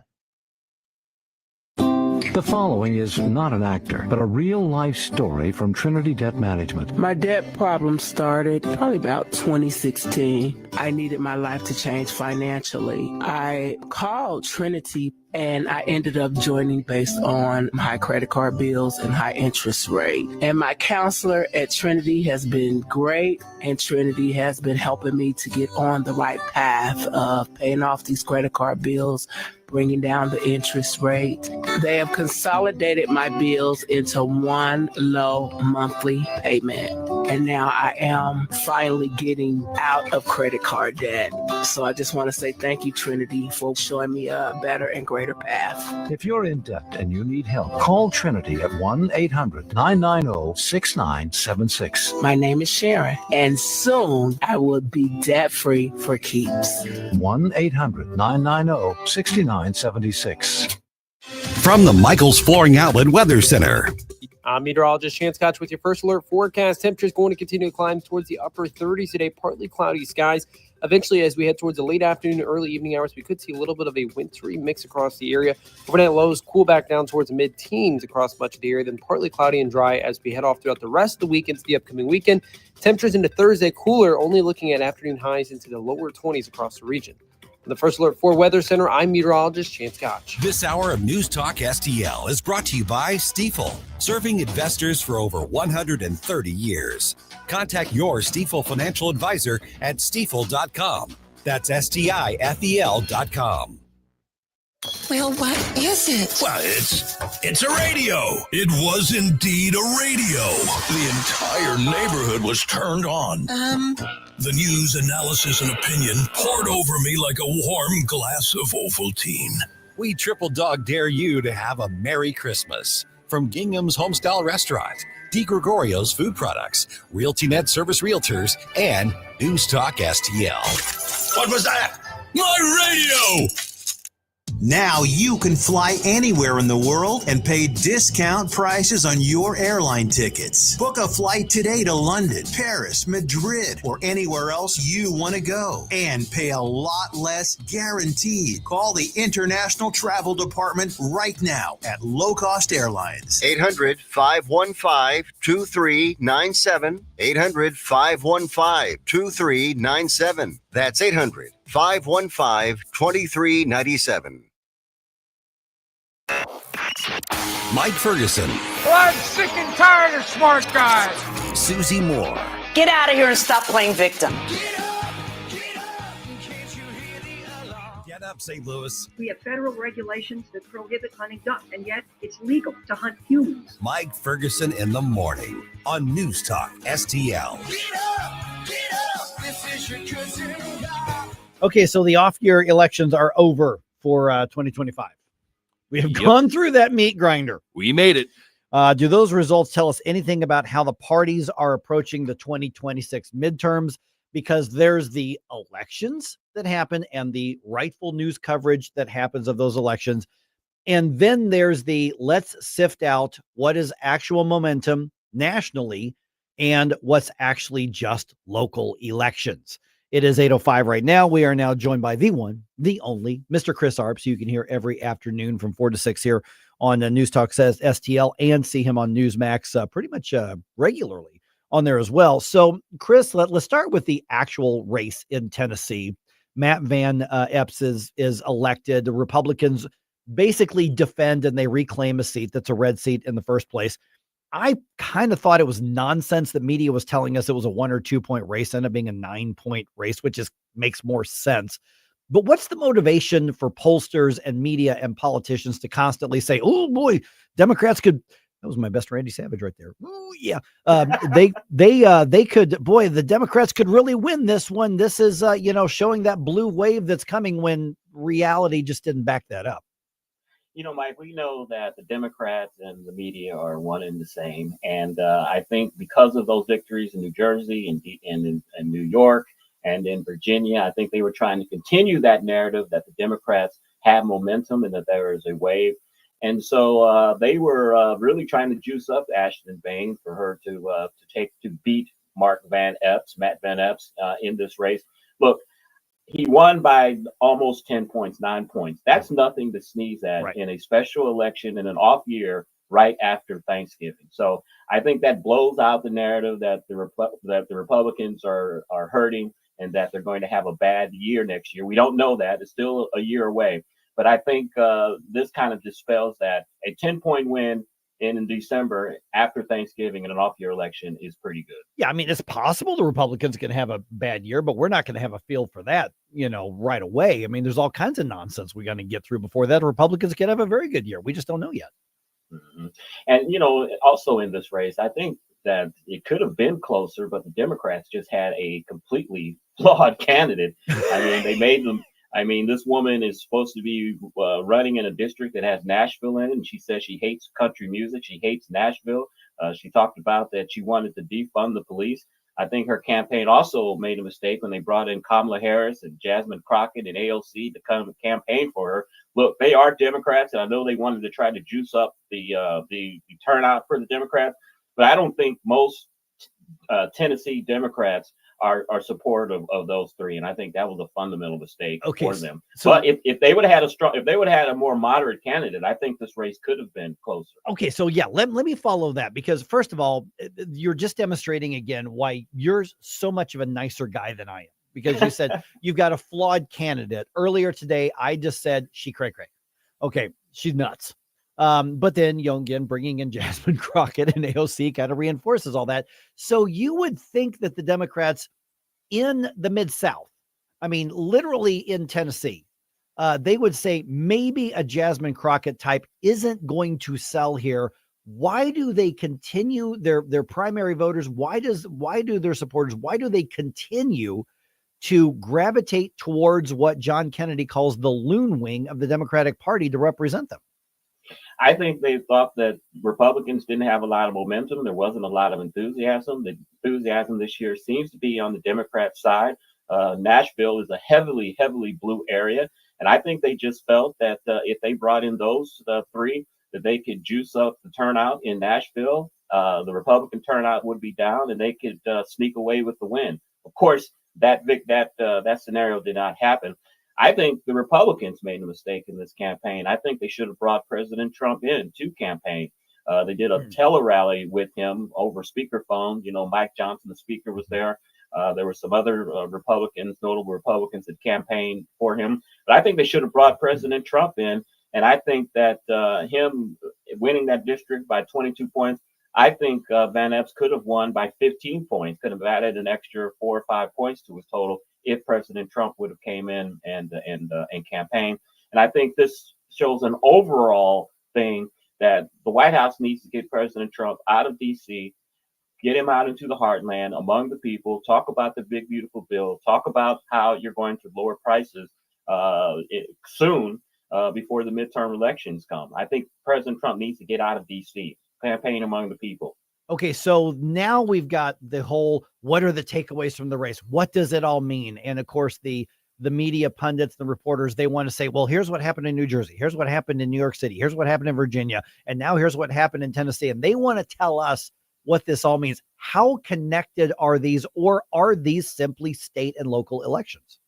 I think these are state and local elections. And I said, this was a special election in December after Thanksgiving. Turnout and people aren't really paying that close attention to politics. I don't think they're connected at all. look, I think the Democrats do have some momentum. They do have more enthusiasm than Republicans have right now. Polls have shown that. I think it is a brilliant idea that President Trump has proposed having a national convention in August next year to try to juice up Republican turnout for these midterms. Because as we've seen, President Trump, when he's on the ballot, he brings up all the lower races. They do quite well, but Republicans don't do as well when he's not on the ballot. They're going to need his enthusiasm. And I think a national convention next year in Vegas, as it's been proposed, is a great idea. Okay, so then what's the messaging? I mean, you talk about momentum probably being on more the Democratic side. I think you're right. Part of that is off-year elections generally are tough for the party in power anyway. So then what do the Republicans need to do to preserve their majorities? I think, one, they got to get President Trump out of D.C. He's got to be talking about the big, beautiful bill. Look, he is correct. Egg prices are down. Gas prices are down. Inflation is lower than it was under President Bush. But unfortunately, the people aren't feeling it right now. And I think he's got to get out among the people, talk about the big, beautiful bill, how it's going to lower prices. Congress has to talk about their plans for lowering prices. And I also think that with the deadline coming up with the affordable health credits expiring at the end of the year, they've got to put together some type of plan that is feasible and that could maybe get bipartisan support. I don't know how easy that's going to be. Our own Senator Josh Hawley has put out a plan, healthcare plan yesterday, allowing people to deduct $25,000 of their health expenses. I don't know how feasible that is for someone that's trying to make it, paycheck to paycheck. Can they pay $25,000 worth of expenses out of their pocket? But it's the first start, but they've got to start talking about healthcare, or there will be a bloodbath next year if these health premiums go up and there's no solution. Yeah, because the premiums, I mean, basically we're subsidizing what are high premiums. So people don't see that that's the premiums. They just see this is what I'm paying. And the premiums, I mean, when those subsidies go away, that's the actual cost because of Obamacare. But that's not the feeling people get. They just know it cost me more money. They don't care that, well, I was taking money from everybody else before that. So, I mean, from an emotional and financial perspective, the better policy is to get rid of as much of Obamacare as possible. But the Democrats have a built-in emotional leverage point on this. Yeah, and if you do get rid of Obamacare, you got to have some type of plan in place that's going to replace Obamacare. And unfortunately, Republicans don't have that. They've got a couple of weeks here to the end of the year to try to come up with a type of plan. I think that's pretty much going to be impossible to do that. I think there is consensus within the Congress among Republicans among some, the moderates, to extend the Obamacare tax credit, but they have to have reform. You have to have it where people that make $200,000 or $300,000 a year, they aren't eligible for these credits. And of course, the Hyde Amendment comes into play here. People don't want their tax dollars going to pay for abortion. So there's a middle ground here somewhere. Republicans have to find that before the end of the year or before the midterms, or 2026 elections are not going to be good for us. Okay, so if the Republicans find a compromise and extend the Obamacare subsidies, how do they keep frustrated Republicans from staying at home next year? Well, I think the thing that they have to do, they have to show that they're reforming that the tax credits are truly going to people that truly need them, that are poor, that are indigent, that this is the only way they can get health care. They're not going to pass this among Republicans if there's no fundamental changes in it, like people that make, pretty good money being able to get these tax credits. There's nothing in it about reforming, not having these tax dollars go to pay for abortion, and just root out some of the fraud that's involved in it. I think you can sell it if you use those three elements. Yeah, we'll have to see. Devil's going to be in the details on that because, I mean, essentially it's still, well, we're going to tax these people to pay for these people. So it's still a socialist wealth transfer. Yeah. And also, too, I want to say this. A lot of times when I make political views on things like this, they think that this is what I want to happen, or I believe this. Look, I want the Obamacare credits to go away. I don't support socialized medicine, but I'm looking at it pragmatically from the politics that it's very hard to sell to voters if they see commercials from Democrats showing that poor people and some woman with 4 kids and working 3 jobs has their health insurance taken away. Right. That's just a hard hill to overcome. Yep. All right, Chris, any planning for this afternoon show yet? Do we know who's coming on yet? Yeah, we've got a special guest. We've got, remember Congressman Louis Gohmert from Texas? Yeah. He was involved with the, forgot what, Operation something, where his phone records were being tapped by the FBI. Arctic Frost. Arctic Frost. Yep. He's going to be on to talk about that. Plus, I like Congressman Gohmert because he used to represent Tyler, Texas. And that's where my dad was born and raised, and that's where I was born. So it'll be good to talk to him.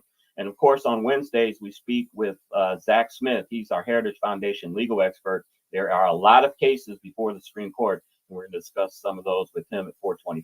All right. And that's Chris Arps along with Tim Jones this afternoon. Thanks so much, Chris. We'll talk to you soon. Thank you, sir. All right. Something cool's happening this Saturday, by the way. At my friends at Nutrition Stop, they have an indoor farmers market holiday edition that is happening. Ooh. This is going to be fun. So this coming Saturday, put this on your calendar from noon to 3, all kinds of food and drink samples, including the adult beverages. You can get your samples. You can basically go out there and sample enough food to have lunch out there for free. A lot of local vendors, they're doing raffles, a lot of gift ideas. So everything from, local, real, actual food. If your New Year's resolution is to make my own self healthy again, you can do that. So nutritionstop.com is where you're going to get more information. But this Saturday, December 6th, noon to 3, indoor farmers market. I'm going to be there for part of it. But check that out, nutritionstop.com.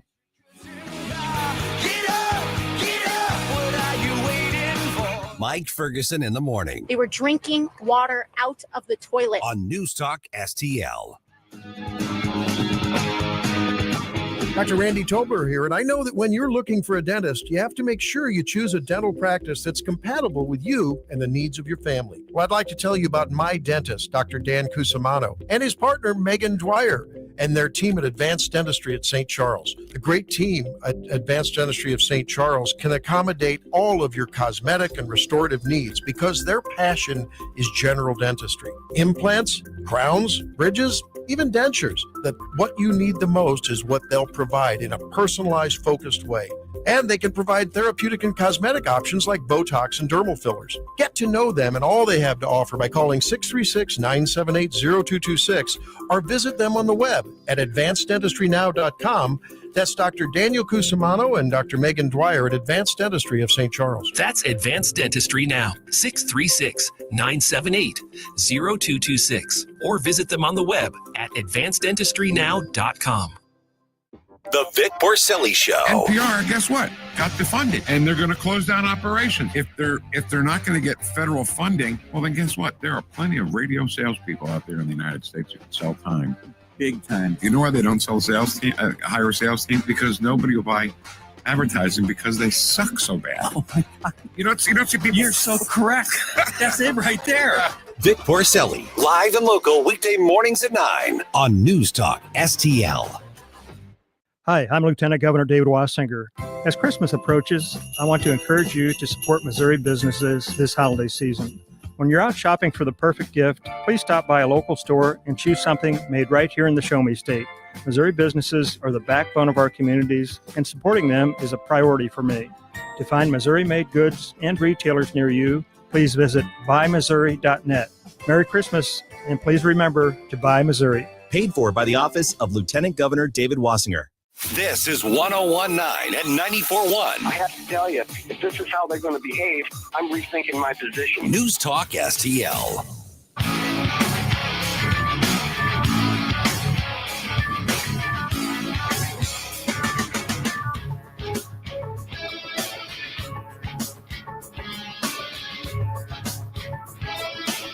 Hey, Chris Arps from the Tim Jones and Chris Arps Show. Make sure that you're listening to our show this afternoon from 4 to 6. Now back to the Mike Ferguson in the Morning Show. All right, we're about to hear a clip from the congressman-elect out of Texas, which is giving Republicans just a little bit more breathing room on their votes now once he gets sworn in, which could very well be literally today or tomorrow. St. Louis County's spending problem is worse than we thought, but Sam Page says he can fix it. Really? No. Well, he says that. but he can't. No. And a billionaire couple wants to help your kids invest. Ooh. This is interesting. All right. It is 8:21 right now. Let's do one more news dump.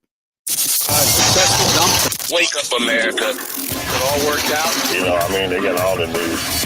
The morning news dump. All right. You've heard the news by now. Republican candidate Matt Van Epps was elected to fill that congressional seat left vacant by former Congressman Mark Green. That's in Tennessee. He defeated Democratic candidate Afton Bain in what was a very, very highly watched election. And what's going to be the priority now that he adds an additional vote to the Republicans? Here's part of his victory speech. Together, we'll bring down the cost of living. I'm tired of too many Republicans ceding affordability to the Democrats. All right. So basically, you had a deep red district. The outcome really wasn't in doubt, even though the media and the politics tried to tell us otherwise.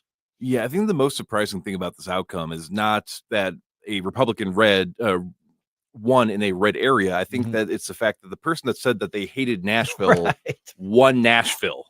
Oh my goodness. Yeah, she did. I heard that audio. She literally was like listing everything she hates about Nashville. And this was years ago, but she hates country music. I think she said something about the touristy type stuff, but she just hates the city. But you know what? Tribalism wins out on these elections a lot. I like to. I'm going to choose to believe that in Nashville, they're like, wait a sec, that is us. She totally gets us. We hate us too. Let's vote for her. Hey, a lot of blue areas, people hate themselves without a doubt.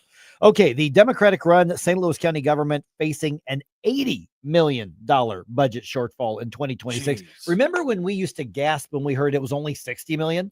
Wow. I mean, only $60 million. Well, now it's $80 million, according to County Executive Sam Page. And his solution, well, he wants to use the NFL Rams settlement money and then tax increases to make up the difference in 2026. But he knows you can't tax and borrow and print your way out of spending issues, right? I don't know that he knows that. Somebody should tell him. Somebody should tell him. Yeah, the Republican minority, and to be fair, at least one of the Democrats on the county council, they say major spending cuts have got to happen. Part of the 2026 county budget, not all of it, but part of it could be voted on as early as next week. Wow. Yep. Yeah. Good luck. That's all I got to say. I mean, really, the $80 million. $80 million deficit for 1 year. And the Democrats' reaction is, well, we got to start extracting more money from people. We got to start taxing more. And the Rams settlement money is all sitting right there. And we're still arguing over it decades later. And he basically says, well, we're overspending, just backfill us. That's not what the settlement's for. That's not how economics works out. No, it's just not. It's just, I mean, it's Sam Page is what happens when you let the kids run the entire thing. I mean, the kids who don't understand squat. Yeah. Out there. That's what happens. But then again, he was able to have his team put together a budget which shows an $80 million budget shortfall in between his appearances in his criminal trial. So, geez. Okay, the former president of Honduras has now been released from a U.S. prison after receiving a pardon from President Trump. Juan Orlando Hernandez was sentenced last year to 45 years for helping drug traffickers move hundreds of tons of cocaine to the U.S., but he's a free man now after Donald Trump granted him a full and complete pardon. The president said he took the action because he believed the former Honduran president was set up. His pardon of a convicted drug trafficker comes at the same time as the Trump administration is taking military action against drug runners in the Caribbean. Greg Clugston, Washington. Yeah, at the very least, this is a really weird look right now. Yeah, I mean, on the one hand, we're blowing up boats that are suspected of peddling drugs and transporting drugs. On the other hand, we're pardoning somebody that was convicted of bringing drugs to the U.S. Literally like 400 tons of cocaine. Yeah, and I didn't get to have any of that, so I'm especially peeved about that. Now, Susie's very smart, and she says it's still a little bit too early to actually have a full judgment. There might be some other things we're not privy to yet, so we need to wait, and I trust her, so I'm going to try to withhold judgment, but it does feel a little weird, the dichotomy of this right now. Okay, so now what we know about this strike on the boat in September, I guess it was. There was a hit. The boat was disabled. It was dead in the water. And it looks like there were a couple of guys of the 13 on board, 11 were killed. or 11 on board, 9 were killed. There were 2 survivors. And then we hit them with another strike while they were stranded in the water. That's got people asking questions, and it's not just the left that's doing that. Pete Hegseth has said, well, that's part of the fog of war. Well, we haven't declared a war. Others will say, well, this is, they've renamed drug dealers narco terrorists. Now, listen, bad guys are still bad guys. Yeah. But we still have to say, okay, who and what are we, and which laws are going to guide and restrain us? So Eric Schmidt was asked about this on the Ingram Angle on Fox last night. Pete Hegseth is doing a good job. These narco terrorists are poisoning 100,000 Americans every year. There was nothing wrong here. They're clearly justified in the action. What's really happening here, though, is the Democrats never wanted Pete Hegseth in the first place. Okay, so you guys know that I have known Eric Schmidt a very long time. I consider him a friend. I'm with him 95% of the time. I'm add me to the list, if you haven't already, of those who are questioning our tactics here. And I'm a language guy. I'm a communications guy. We have renamed criminal suspects narco terrorists.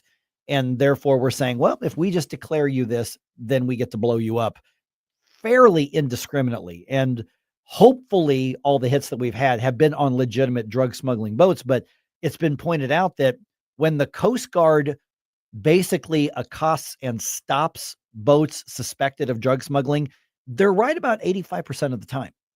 That's a really high percentage, but it's not 100%.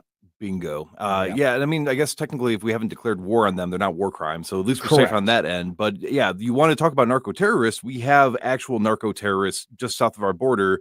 Look up how many Mexican politicians were assassinated last cycle and realize that these are the people that are the most urgent threat. Why are we focusing on boats when clearly they have enough boats that they don't care that they're being blown up to begin with? It's not deterring them from trying to smuggle the drugs from there, but we have a much urgent threat that's right at our back door, and we're not doing very much about that. I want the drug boats stopped too, but I also want us to be the country that does it the right way. And if they figure out that through our laws and constitution, I don't give a crap about international laws or anything. I don't care about that we're well within the restraints of the Constitution and the law. Okay. I mean, but I do think it's fair that we're asking the questions right now as these continue. Absolutely. Yep.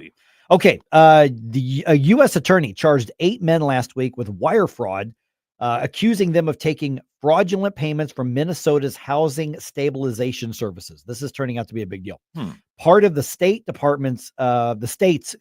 Minnesota's Department of Human Services.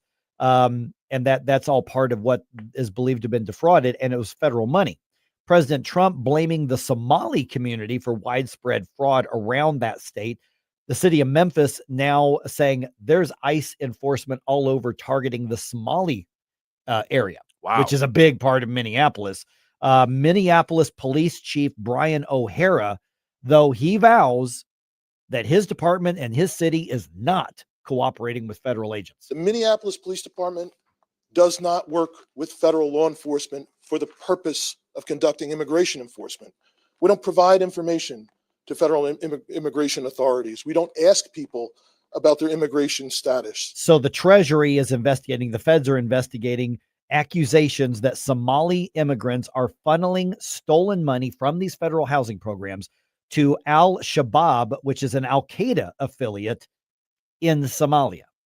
And the official response from representatives of the state is we're not even going to consider this worth looking into. The city is like, we're going to protect, the bill. Tim Walz, the governor, it's really, really ugly, really ugly. All right. The St. Louis County Animal Shelter in Olivet is waiving adoption fees today. Yay. Yep. While they still have overcrowding, it's still bad. It's not as bad as it was before, but they need to find foster and permanent homes for all of the critters. All the animals that are up for adoption have been vetted. They've been spayed. They've been neutered. They're up to date on their vaccinations. They've got microchip, the whole 9 yards. They're just waiving the adoption fees today. So you have everything, all the expensive costs, all the time consuming things are already taken care of. Already done. And trust me, as somebody that's fostered dogs, there are communities out there. If you need help with bedding, with toys, with food, that would be more than happy. So really, if you are somebody that should be fostering, this is the time to actually do it. They're open until 7 p.m. tonight. The Blues trade forward Nikita Alexandrov to the Kings. In exchange, they're going to get Akil Thomas, who's a prospect forward currently playing for the Kings AFL affiliate. Thomas is going to report to the Springfield Thunderbirds of Massachusetts, which is the Blues AFL affiliate. So the Blues are like, this season sucks. We are going to get some people to skate right off this team, even if all we're getting is a minor leaguer form. Wow. And that's what happened.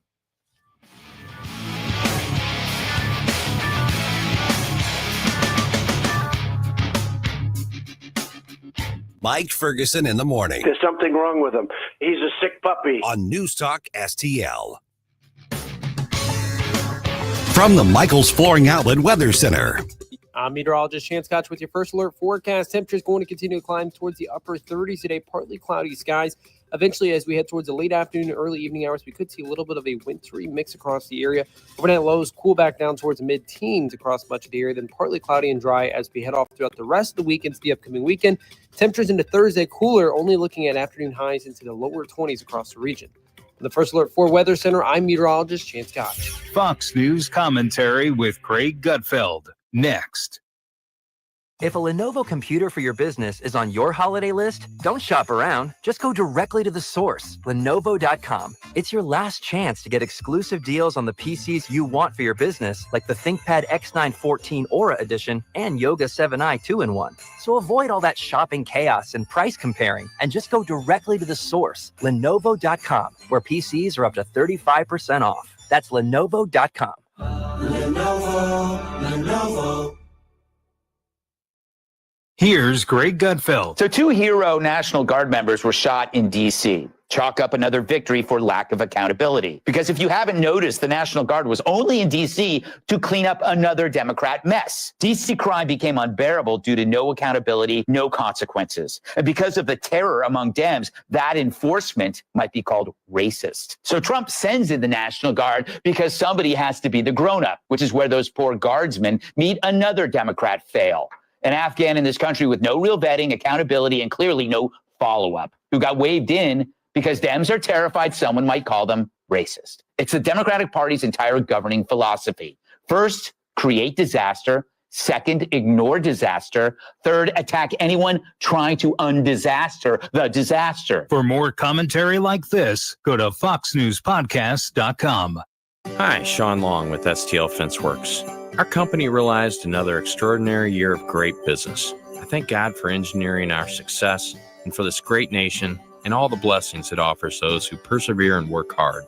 Second, I want to personally thank the great customers who put their faith in our company to make their home and backyard dreams a vision fulfilled. STL FenceWorks doesn't exist without you, and I'm humbled and grateful for your patronage. I also want to thank all my great employees. You're the backbone of STL FenceWorks. You make my vision a reality. I'm truly honored to work amongst such fine people. Finally, as the year ends, I want to remind everyone to take time to enjoy the season. Embrace your family and friends, count the blessings in your life. Reflect on the important things, and don't forget the true meaning of Christmas. When a baby was born, Jesus, our Savior. On behalf of everyone at STL FenceWorks, have a very Merry Christmas and a blessed and prosperous New Year. Larry Connors here, welcoming Tom Shaw Realtors. Nearly 100 years helping folks buy, sell, acreage, homes, horse property. Call Tom, 636-432-1922. 432-1922. Chris Arps here, and after Becky and I leave church on Sunday, we head down the street to Capriotti's to grab a classic meatball sub. And of course, for dessert, I get a giant chocolate chip cookie. I love Capriotti's, and you will too. On Manchester at McKnight in Rock Hill. Free speech is alive and well in America. Thanks for taking my call. Right here. You know what's going on? Have a great awakening. You see through the smoke screen. It's cool to be woke. News Talk STL. Until it's not. News, analysis, opinion.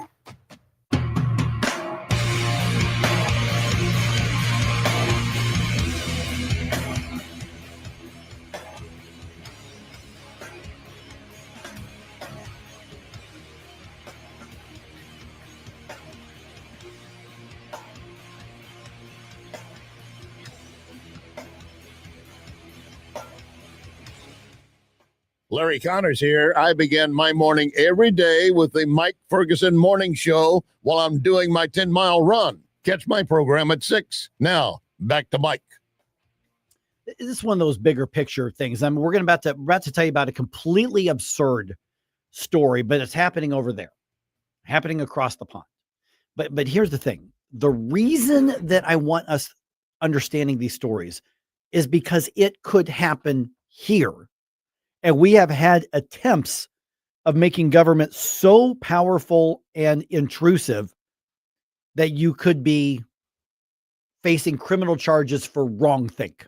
Yes. I mean, earlier today, we talked about, government, remember when they tried their misinformation czar and all of that sort of thing. We found out that they're just repackaging some of that and trying to sneak it back in to indoctrinate young people. We have already, I am convinced, we being collectively, like society, I think we've forgotten a lot of the lessons of what happens. We've forgotten the COVID lessons of what happens when we allow government to have unchecked authority over all of us. We have freaking forgotten. And then if there's another crisis, because I get alerts every once in a while from the county health department, they're still trying to gin up fear. Oh, there's a new variant of this. And people right now are going, whatever. We don't care. I mean, 2 or 3 weeks ago, all of us were like stuffed up and all that stuff. I think that might've been COVID. I don't know. Very well it may very well could have been. I don't know. I didn't miss any days of work on it. I mean, it was like one of the wimpier colds that I had. I thought it was a sinus infection. Maybe that's what it was. I don't know. But I've seen some every once in a while, somebody's putting up on social media, remember what they did to you. Yes. And then they'll show pictures, they'll show the articles. And at the time, people were angry if you pushed back because they bought hook, line, and sinker the government narrative, and some Republicans did it too. Mike Parson issued a stay-at-home order for the entire state that was unconstitutional. That was the farthest thing from small government. It was just plain wrong and evil. I think Mike's a good guy, but I think he was in way over his head, and that was a horrible thing that he did, and everybody who disobeyed it was the right thing. I disobeyed as many of those orders as I could. Good. I mean, I just did. And I was one of those who had the novel virus. I mean, I was in the hospital with the thing, but I still feared and I said this on media. I was interviewed all over the country because I was one of the first people that had it in this area. And I said, I still fear the government authoritarianism more than I fear any virus at all. And that was met with mixed results, including from Republicans. Yeah, I was in a very similar boat. Very early on, it was kind of like, cool, I get paid to stay at home, and then that wore off. And then I realized, well, everybody's so afraid of everything that there's probably no traffic. Let's go for a drive. So I, within very short amount of time, I started disobeying as well. My fear, and I did end up eventually catching it as an unvaxxed individual, but I was taking care of my grandparents. And my grandmother, when she was alive, she was diabetic, and my grandfather has COPD. So it was more, at the very least, I know I can handle it. I don't want to spread to somebody else. I'm going to be careful, but I'm not going to let my life be dictated by somebody else. And now with what we know now, we were right to be disobedient. And so people were in different parts of the country being arrested for what they were saying online, or in parts of the world, excuse me. They were being arrested for questioning, arrested for saying we shouldn't go along with this. Actual legitimate virologists, scientists were being deplatformed and banned from social media for speaking up and saying, well, this is not conclusive research, and here's what we're finding. You got kicked off of Facebook, you got kicked off YouTube, you got censored, sometimes you got fired. Well, in the UK and in places like New Zealand, there were people actually arrested for going online and saying something that went against the government narrative. Now, that brings us to where we are right now. I said all of that to set up. You found this story earlier today. There's a guy in England who got in trouble, and it's related to you aren't allowed to say that on social media. What happened? So this story, it hits close to home because I'm very thankful we live in a constitutional carry state. And going back to Illinois reminded me just how essential it is for us to protect these rights. So there was a guy from the UK, and this comes from Fox 35 News, Orlando. So this guy named John, I can't pronounce that, but John Booth, he's a British IT consultant, and he was arrested by police in England for posting photos of him holding a gun while he was on holiday in America. And for people watching the stream right now, that's not watching the stream, this is a gentleman with head protection on. He's at like a pond, outdoor recreational looking area. He's got a shotgun. And basically what happened was he was here on holiday, legally so if you're here as a tourist, you can still go to a firing range Right. and fire guns. So somebody took this photo of him, he liked it, he shared it on LinkedIn to say, hey, look, I was in the States and I got to fire a gun.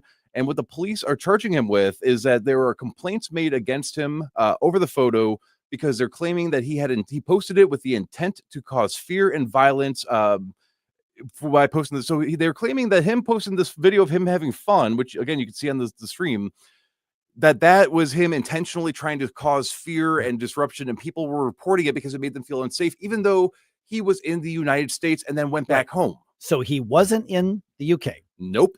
He did something in the United States that was 100% legal. Yep. Posted the image while he was in the United States. Correct. Shows up at home and the government says, no, we own you enough that we will not allow you to say that.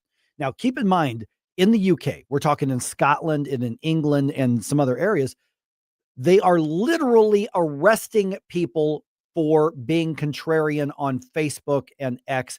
There was somebody sentenced, I think they were originally sentenced to 20 years in prison. They're not going to serve that much, but sentenced to years in prison for saying that men cannot become women, women cannot become men, for opposing LGBT agenda, for speaking out against the Islamic takeover of places like London. Mm-hmm. And so basically all of this Marxist thinking, because their right wing and left wing is a little bit different than ours, but all of this Marxist thinking, governments are showing up, knocking on their door, putting them in handcuffs and trying them and convicting them. And the government is completely unapologetic about that. But also go back to COVID. Remember what happened in Canada. Yes. As well. So that's why we have to, by the way, that guy did not know how to hold a gun. Just to point out. This is what I didn't say he was a good outdoorsman. But I just still, said he if you're going to charge him with something, charge him with not how to, anyway. But I'm saying is that we sometimes get in this bubble and we say, well, that couldn't happen here. Those crazy Europeans or whatever, they want that to happen here. And as recently as the Biden administration, there were efforts to classify some speech as some sort of crime, some sort of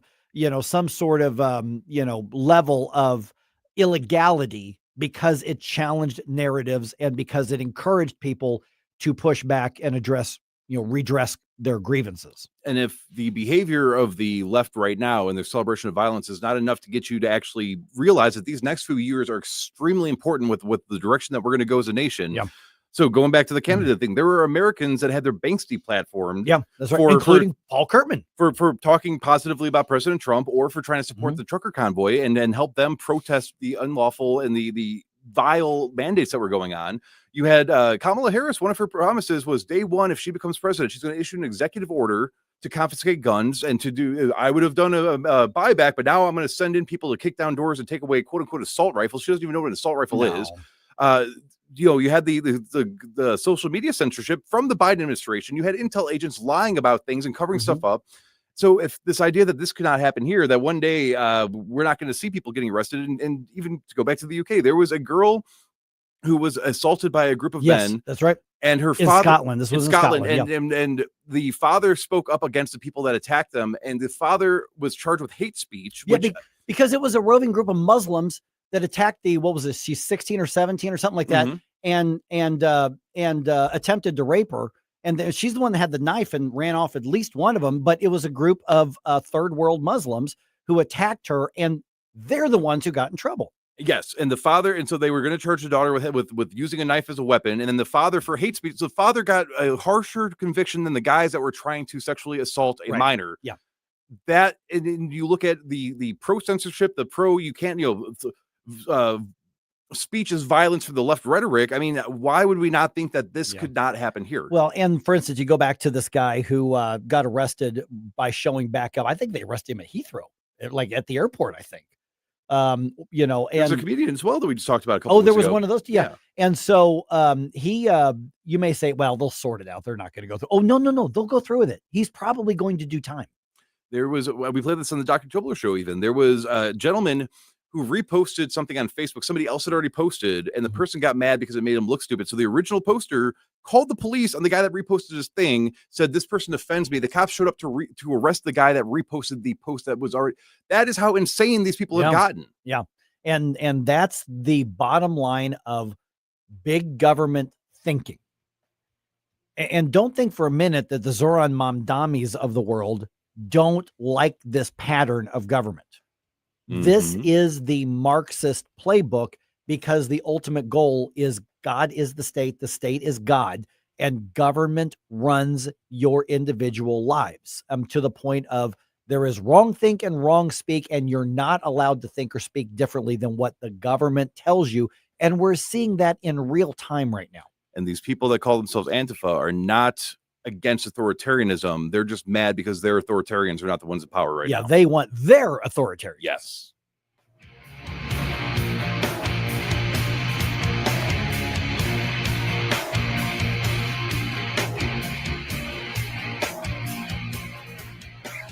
Hi, I'm Dr. Alan Link, owner of the Dental Link.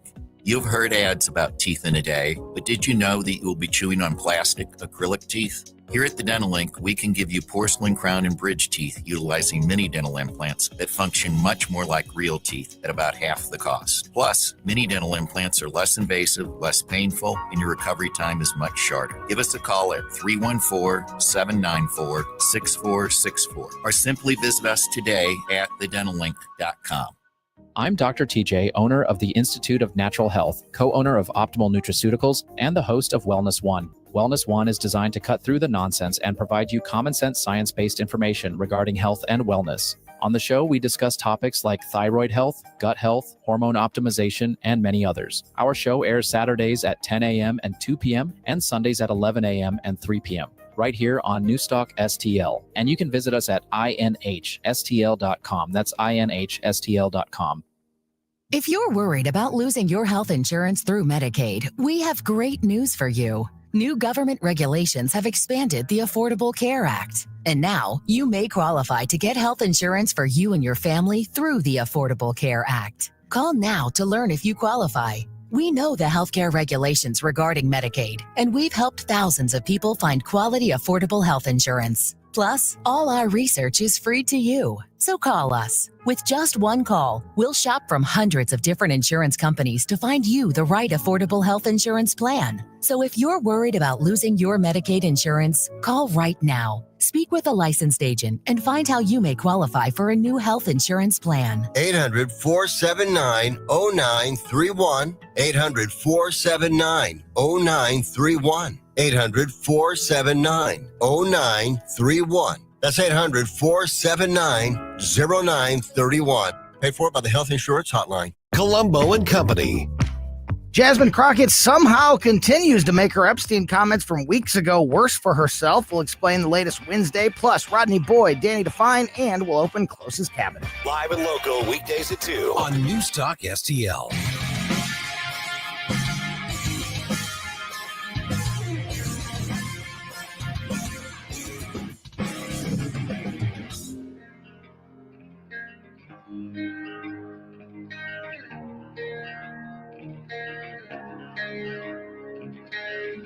Hi, it's Vic Porcelli. And Ken. Hi, Ken. Hey, Vic.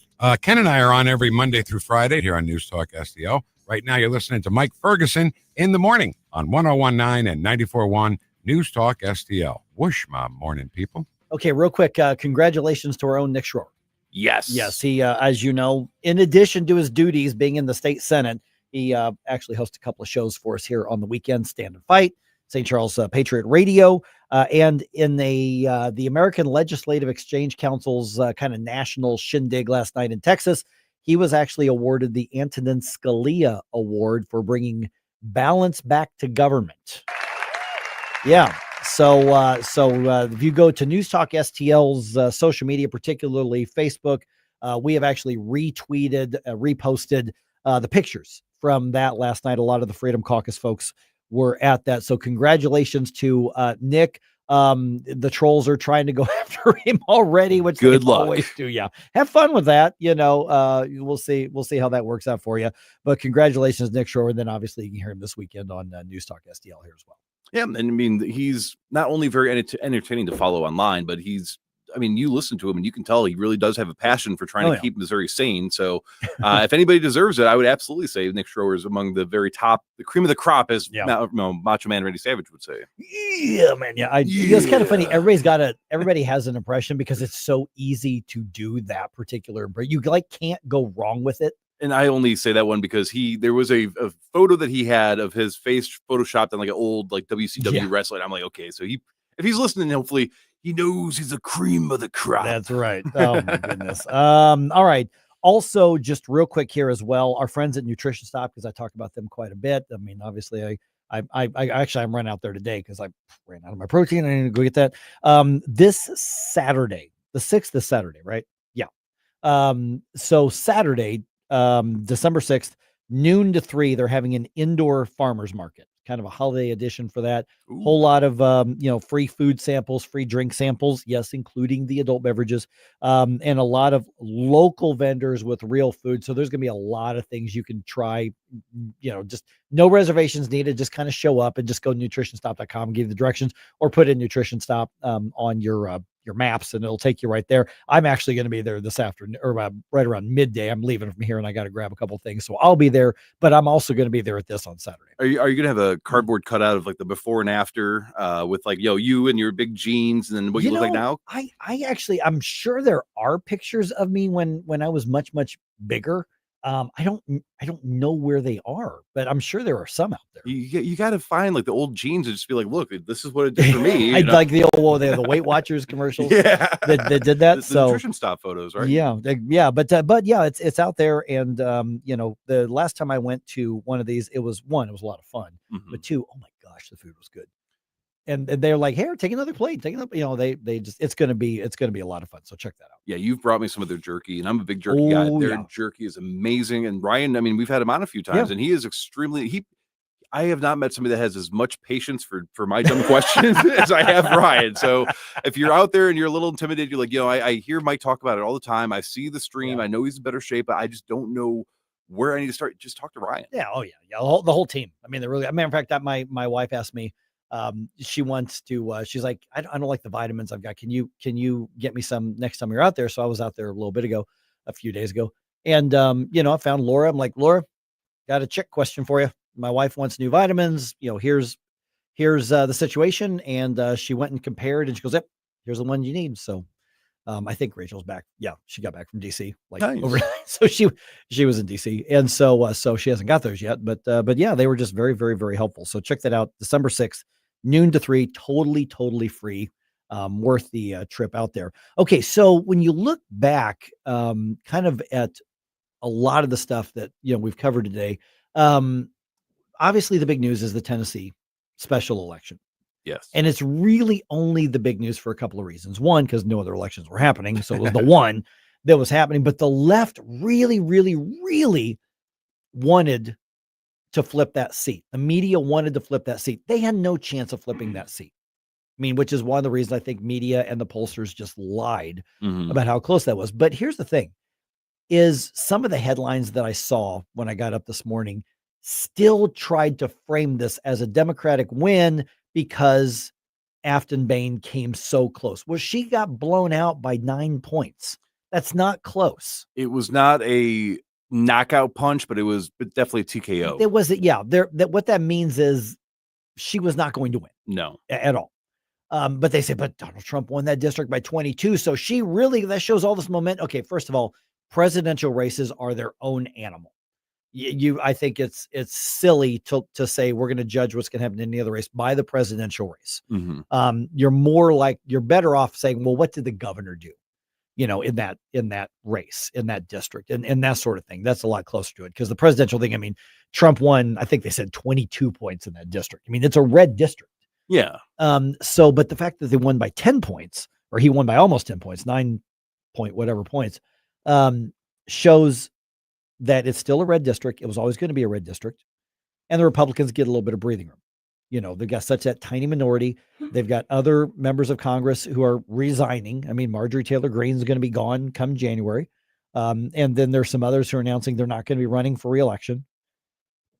I don't know what's going to happen in 2026 elections. I know a lot of people look around saying, well, how could people possibly vote and put the Democrats back in charge in Congress? Well, the reality is that voters make weird decisions, and Republicans get very, very squishy in election years. The boldness that got them the big majority, the bigger majority in the Senate and the narrow majority in the House, the boldness that they won with last time tends to go away in off-year elections. And so if the Republicans were to be bolder and put the fight up and keep going with some of the things that they've done, you look at how much they held their ground during the shutdown. You look at how much they held their ground with the rescissions.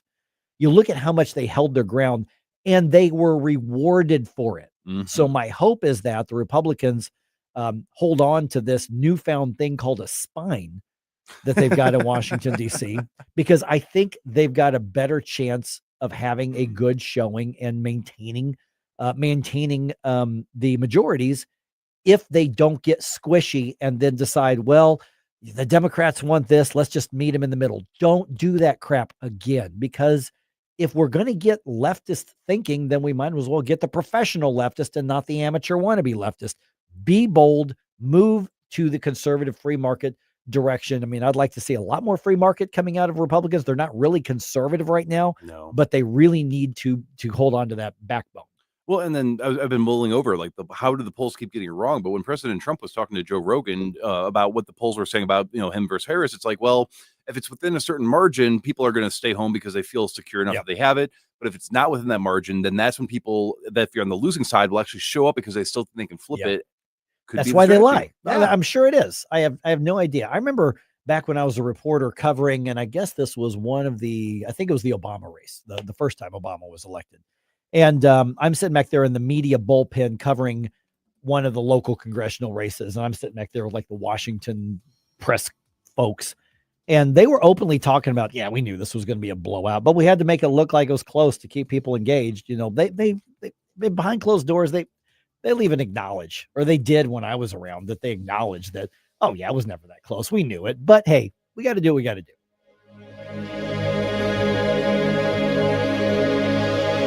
Hey, Columbo here for Intervine, a great local company that has customers